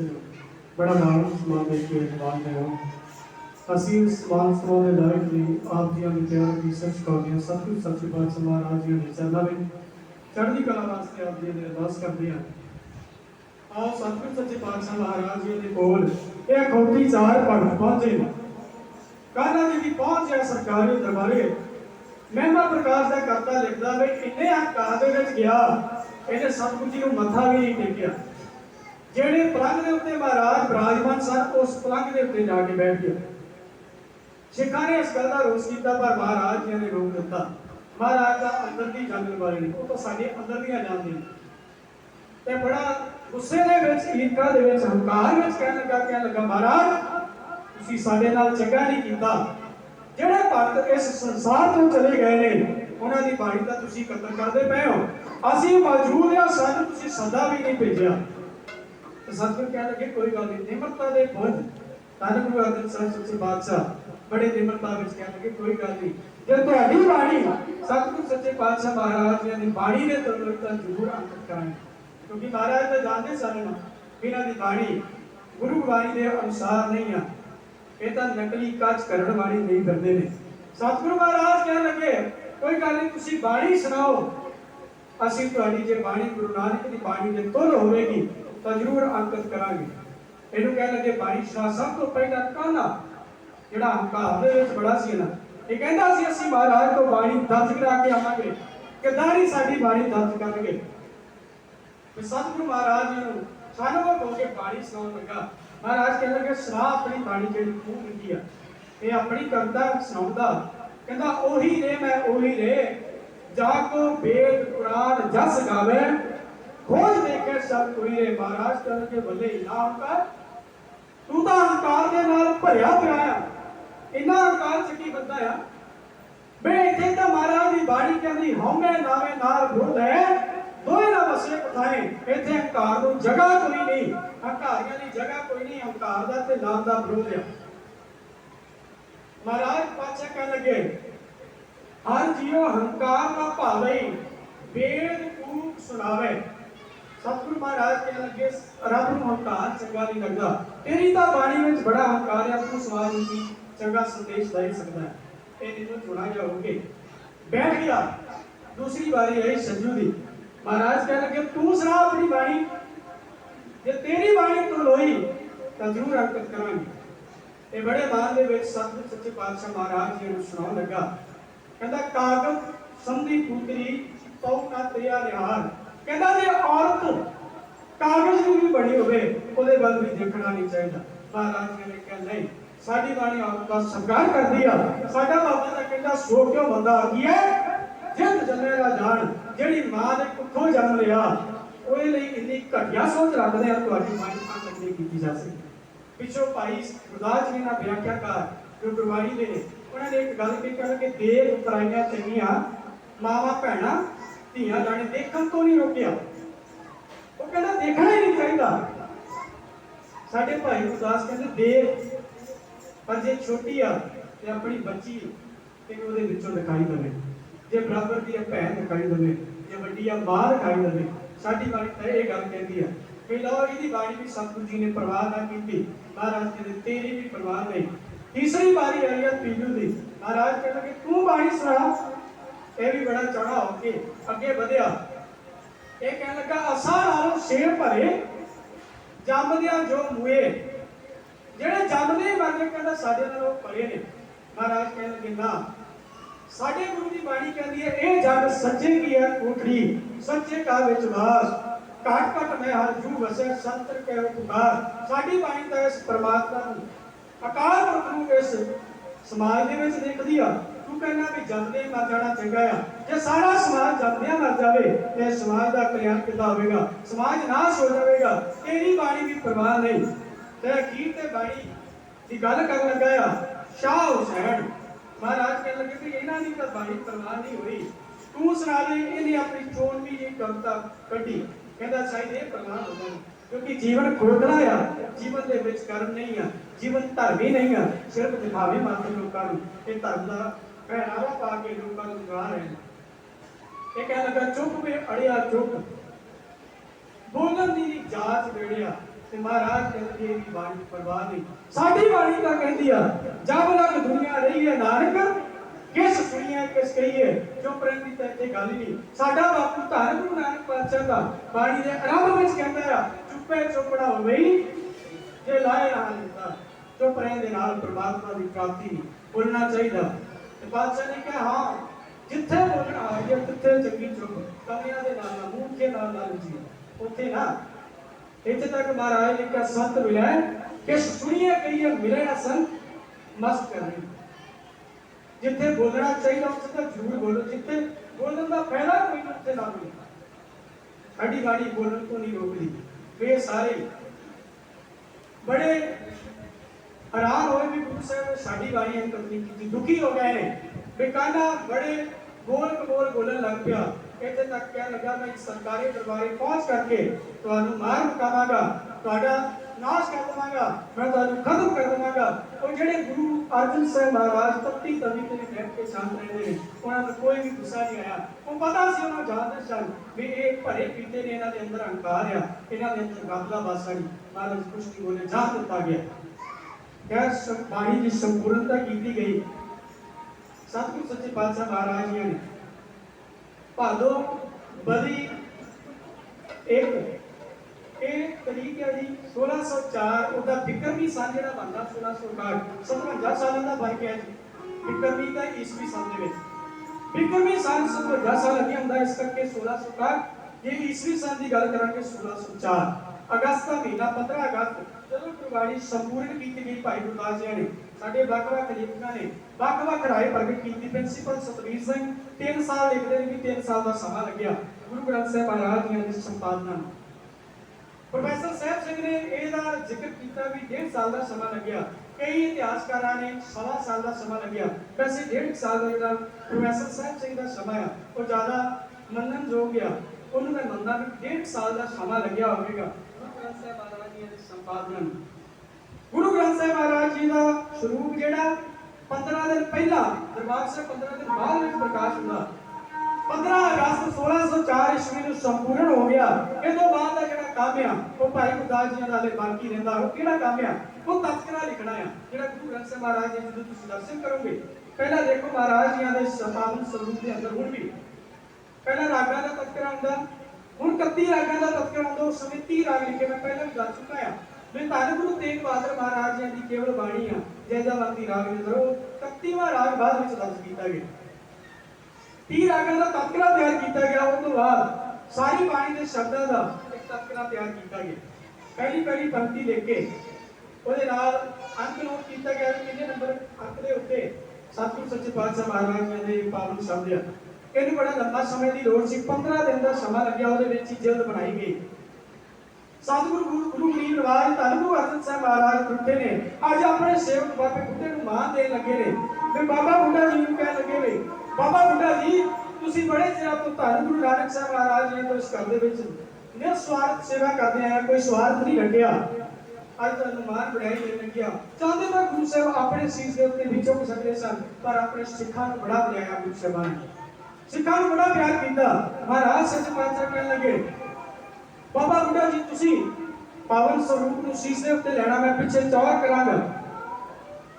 ਤੇ ਦਰਬਾਰ ਸਾਹਿਬ ਦੀ ਪਾਵਨ ਧਰਤੀ ਹੋਵੇ ਚੁਣਿਆ ਗਿਆ ਜਿੱਥੇ ਪ੍ਰਕਾਸ਼ ਹੋਵੇਗਾ ਮਹਾਰਾਜ ਜੀ ਦਾ। ਸੁੰਦਰ ਸਮਿਆਨਾ ਸੁੰਦਰ ਚੰਦੋਆ ਤਾਣਿਆ ਗਿਆ ਜਿੱਥੇ ਮਹਾਰਾਜ ਜੀ ਦਾ ਪ੍ਰਕਾਸ਼ ਹੋਣਾ। ਗੁਰੂ ਅਰਜਨ ਸਾਹਿਬ ਮਹਾਰਾਜ ਆਪਣੇ ਤਖਤ ਦੇ ਉੱਤੇ ਬੈਠਦੇ ਨੇ। ਹੁਣ ਮਹਾਰਾਜ ਜੀ ਨੇ ਆਪਣਾ ਤਖਤ ਦੇ ਉੱਤੇ ਬੈਠਣਾ ਛੱਡ ਦਿੱਤਾ। ਮਹਾਰਾਜ ਸੰਗਤ ਵਿੱਚ ਬੈਠਣਗੇ। ਇਹ ਮੈਂ ਤਖਤ ਸਜਾਇਆ ਗਿਆ, ਬੜੀ ਚੰਗੀ ਵਿਛਾਈ ਕੀਤੀ ਗਈ ਆ। ਵੀ ਲਾਓ ਰਾਮਸਰ ਦੀ ਧਰਤੀ ਦੇ ਉੱਤੋਂ ਸਤਿਗੁਰ ਸੱਚੇ ਪਾਤਸ਼ਾਹ ਮਹਾਰਾਜ ਬਾਬਾ ਬੁੱਢਾ ਜੀ ਨੂੰ ਅਗਾ ਲਗਾ ਕੇ ਜਿਨ੍ਹਾਂ ਨੇ ਪਾਵਨ ਸਰੂਪ ਨੂੰ ਸੀਸ ਤੇ ਚੁੱਕਿਆ। ਇੱਕ ਨਗਰ ਕੀਰਤਨ ਦੇ ਰੂਪ ਦੇ ਵਿੱਚ ਕੋਈ ਸੰਗਤਾਂ ਨੂੰ ਹੁਕਮਨਾਮੇ ਭੇਜ ਦਿੱਤੇ ਗਏ ਸਨ ਵੀ ਸਾਰੀਆਂ ਸੰਗਤਾਂ ਉੱਥੋਂ ਆ ਕੇ ਪਹੁੰਚੋ। ਬੜਾ ਲੰਮਾ ਇਕੱਠ ਹੋ ਚੁੱਕਾ ਸੀ, ਬੜਾ ਵੱਡਾ ਇਕੱਠ ਸੀ। ਉਹ ਸਾਰਾ ਇਕੱਠ ਰਾਮਸਰ ਦੀ ਧਰਤੀ ਤੋਂ ਦਰਬਾਰ ਸਾਹਿਬ ਦੀ ਧਰਤੀ ਤੇ ਪਹੁੰਚਿਆ। ਜਿਵੇਂ ਰਾਮਸਰ ਦੀ ਧਰਤੀ ਤੋਂ ਦਰਬਾਰ ਸਾਹਿਬ ਦੀ ਧਰਤੀ ਤੇ ਪਹੁੰਚਿਆ, ਅੰਮ੍ਰਿਤਸਰ ਦੀ ਧਰਤੀ ਤੇ ਪਹੁੰਚਿਆ। ਸਤਿਗੁਰੂ ਸੱਚੇ ਪਾਤਸ਼ਾਹ ਮਹਾਰਾਜ ਜੀ ਨੇ ਆਪਣੇ ਸਿੱਖ ਬਾਬਾ ਬੁੱਢਾ ਜੀ ਨੂੰ ਜੋ ਆਖ ਰਹੇ ਨੇ ਉਸ ਵੇਲੇ ਦਾ ਹਾਲ ਸੁਣ ਪਰਵਾਲੇ ਦਾ ਢਾਡੀ ਜੱਤ ਦੀ ਜਵਾਨੀ ਹੋ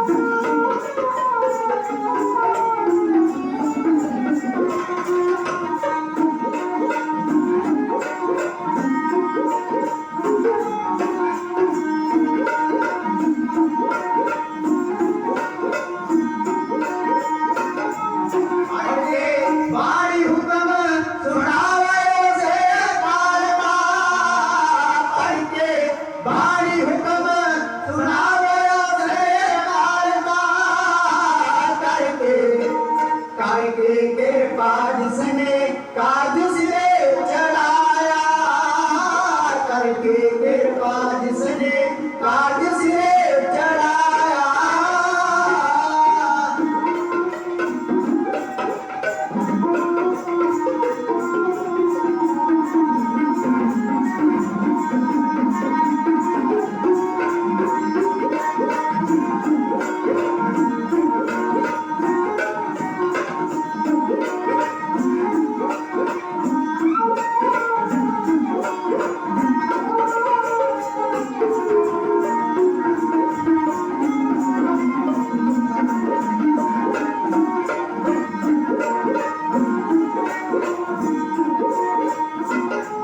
शब्द सुनाया सी जब बाबा जी ने संगत नूं। शब्द सुनाया सी जब बाबा जी ने संगत नूं। पंजवें सतगुर दादा खुशी च दिल हर खाया। पंजवें सतगुर जी दा खुशी च दिल हर खाया।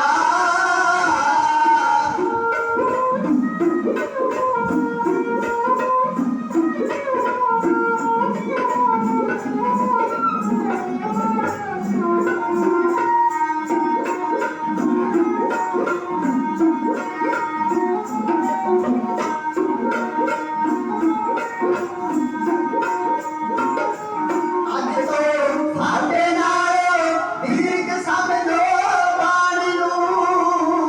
ਅੱਜ ਤੋਂ ਸਾਡੇ ਨਾਲ ਦੀਰਘ ਸਮਝੋ ਬਾਣੀ ਨੂੰ। ਰੱਖ ਕੇ ਸ਼ਰਧਾ ਭਾਵੋ ਆਦਰ ਮਾਨ ਸਵਾਇਆ। ਰੱਖ ਕੇ ਸ਼ਰਧਾ ਭਾਵੋ ਆਦਰ ਮਾਨ ਸਵਾਇਆ।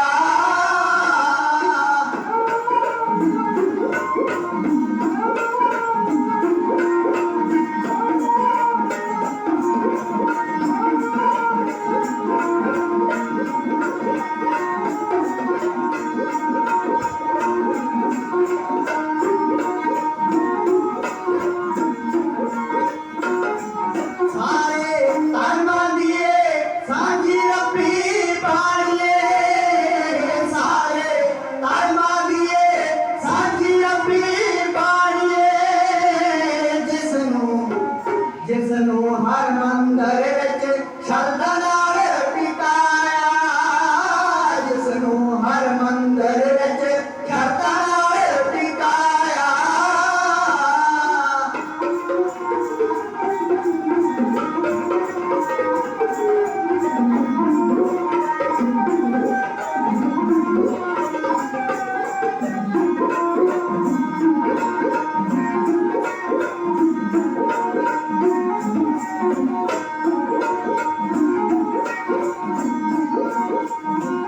ਵਾਹੇ ਵਾਹੇ ਬਾਣੀ ਨਿਰੰਕਾਰ ਹੈ। ਵਾਹੋ ਵਾਹੋ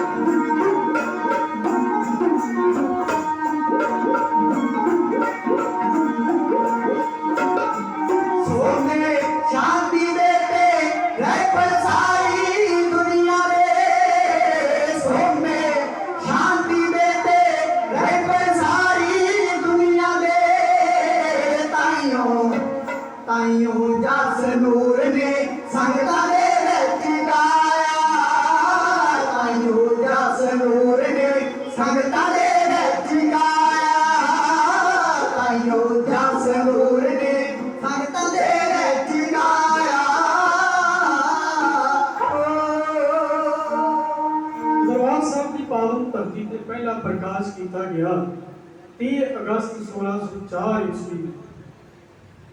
ਬਾਬਾ ਬੁੱਢਾ ਜੀ ਪਹਿਲੇ ਗ੍ਰੰਥੀ ਹੋਣ ਦਾ ਮਾਣ ਪ੍ਰਾਪਤ ਹੋਇਆ। ਸਤਿਗੁਰੂ ਜੀ ਕਹਿਣ ਲੱਗੇ, ਬਾਬਾ ਬੁੱਢਾ ਖੋਲੋ ਗ੍ਰੰਥ, ਲਿਓ ਆਵਾਜ਼ਾਂ ਸੁਣੇ ਸਭ ਪੰਥ। ਬਾਬੇ ਬੁੱਢੇ ਨੇ ਪਹਿਲਾ ਆਵਾਜ਼ਾਂ ਲਿਆ, ਭਾਵ ਹੁਕਮਨਾਮਾ ਸੁਣਾਇਆ। ਸੂਹੀ ਮਹਲਾ ਪੰਜਵਾ, ਸੰਤਾਂ ਕੇ ਕਾਰਜ ਆਪ ਪ੍ਰਵਾਨ, ਹਰ ਕੰਮ ਕਰਾਵ ਆਇਆ ਰਾਮ। ਧੰਨ ਗੁਰੂ ਅਰਜਨ ਸਾਹਿਬ ਮਹਾਰਾਜ ਜੀ ਨੇ ਸੰਗਤ ਰੂਪ ਦੇ ਵਿੱਚ ਸਰਵਣ ਕੀਤਾ। ਸਤਿਗੁਰੂ ਜੀ ਨੇ ਸੰਬੋਧਨ ਹੋ ਕੇ ਸੰਗਤਾਂ ਨੂੰ ਸਾਰਿਆਂ ਨੇ ਕਿਹਾ, ਅੱਜ ਤੋਂ ਬਾਅਦ ਸਾਰਿਆਂ ਨੇ ਬਾਣੀ ਦਾ ਸਤਿਕਾਰ ਕਰਨਾ ਹੈ, ਬਾਣੀ ਦਾ ਆਦਰ ਕਰਨਾ ਹੈ, ਬਾਣੀ ਦਾ ਸਨਮਾਨ ਕਰਨਾ ਹੈ।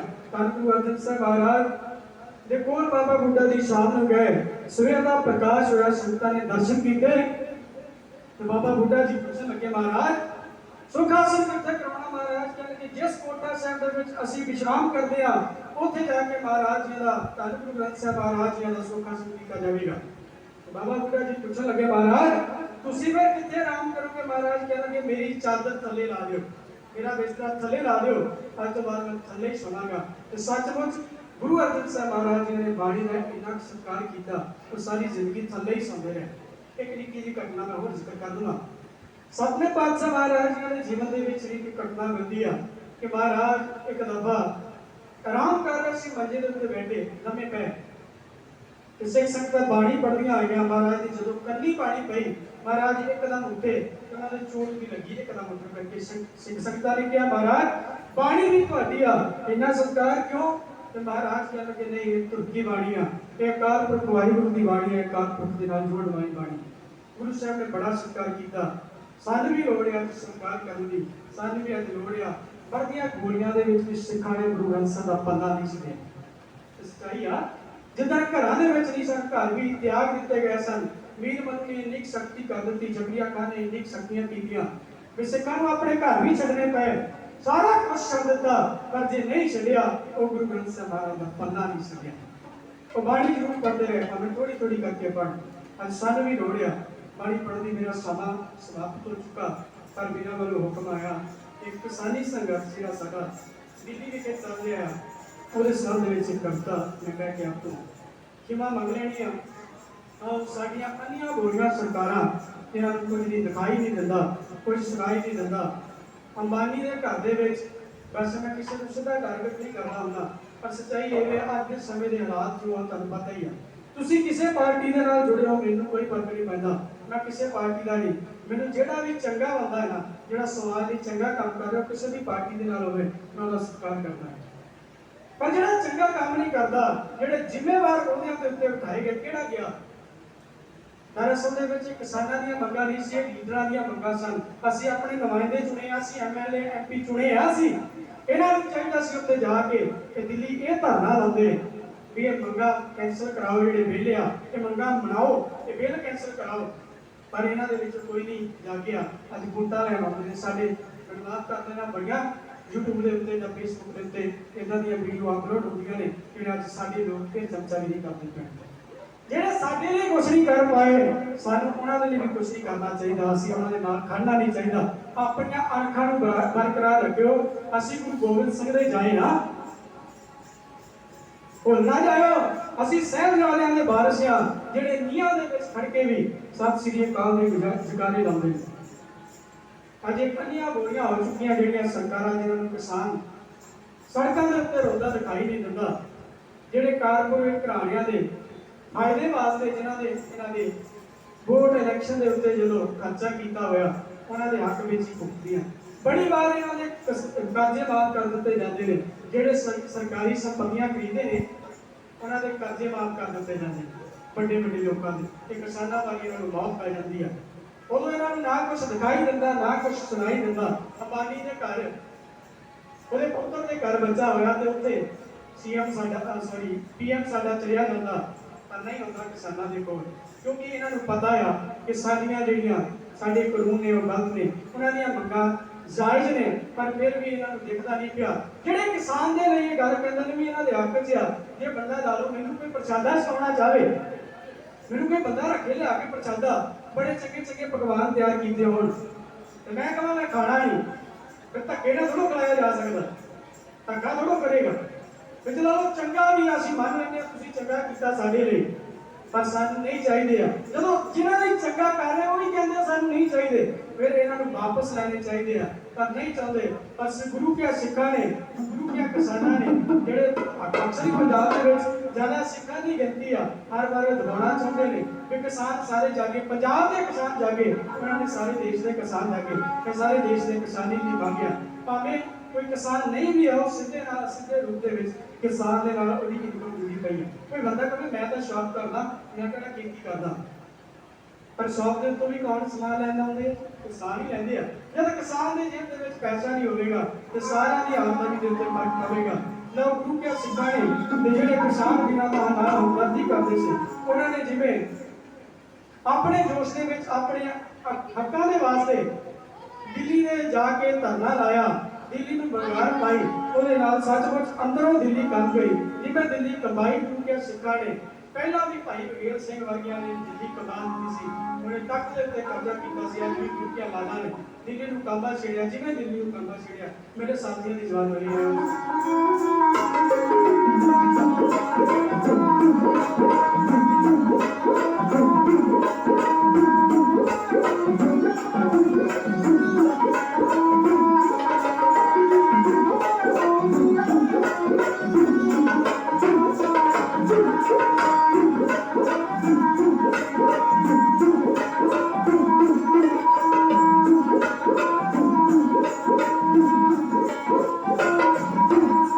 ਜੋਸ਼ ਕਿਸਾਨਾਂ ਦਾ ਖਾਂਬਾ ਪਿਆਰੀ ਨੂੰ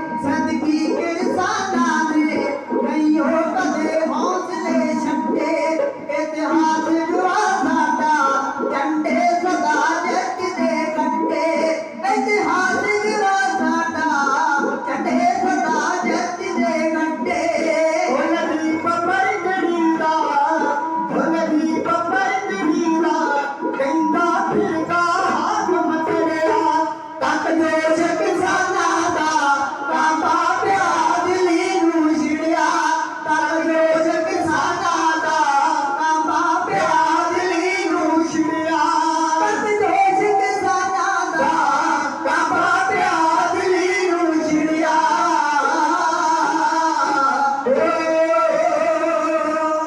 ਹੀ ਸਮਾਪਤੀ ਹੈ ਜੀ। ਆਪ ਸਰਬੱਤ ਸੰਗਤਾਂ ਦਾ ਧੰਨਵਾਦ ਜਿਹੜੇ ਲੰਬੇ ਸਮੇਂ ਤੋਂ ਬੈਠ ਕੇ ਬੜੀ ਇਕਾਗਰਤਾ ਬਖਸ਼ਿਸ਼ ਕੀਤੀ ਹੈ ਜਿਨ੍ਹਾਂ ਨੇ। ਪ੍ਰਬੰਧਕ ਸਾਹਿਬਾਨ ਦਾ ਧੰਨਵਾਦ। ਸਮੁੱਚੀ ਨੌਜਵਾਨ ਕਮੇਟੀ ਗੁਰਦੁਆਰਾ ਸਿੰਘ ਸਭਾ ਬਹਿਰਾਮ ਸਿਸਟਾ ਤਿਨਾਂ ਦਾ ਸਤਿ ਦਿਲੋਂ ਧੰਨਵਾਦ ਕਰਦੇ ਹਾਂ ਜਿਨ੍ਹਾਂ ਨੇ ਆਪ ਰੱਬ ਵਰਗੀਆਂ ਸੰਗਤਾਂ ਦੇ ਸਾਨੂੰ ਦਰਸ਼ਨ ਜਾਰੀ ਕਰਾਏ ਨੇ। ਸੌਣ ਵਾਲੇ ਵੀਰ ਦਾ ਧੰਨਵਾਦ। ਗੁਰੂ ਘਰ ਦੇ ਗ੍ਰੰਥੀ ਸਿੰਘ ਜੀ ਸਾਹਿਬਾਨ ਭਾਈ ਮਲਕੀਤ ਸਿੰਘ ਜੀ ਜਿਨ੍ਹਾਂ ਤੁਸੀਂ ਪਹਿਲਾਂ ਕੀਰਤਨ ਸਰਵਣ ਕੀਤਾ, ਭਾਈ ਮਨਜੀਤ ਸਿੰਘ ਜੀ, ਭਾਈ ਗੁਰਮੀਤ ਸਿੰਘ ਜੀ ਜਿਨ੍ਹਾਂ ਨੇ ਤਿੰਨ ਦਿਨਾਂ ਤੋਂ ਆਪ ਜੀ ਨੂੰ ਰੱਬੀ ਬਾਣੀ ਦੇ ਪਾਠ ਦੇ ਨਾਲ ਜੋੜਿਆ, ਰੱਬੀ ਬਾਣੀ ਦੇ ਨਾਲ ਜੋੜਿਆ।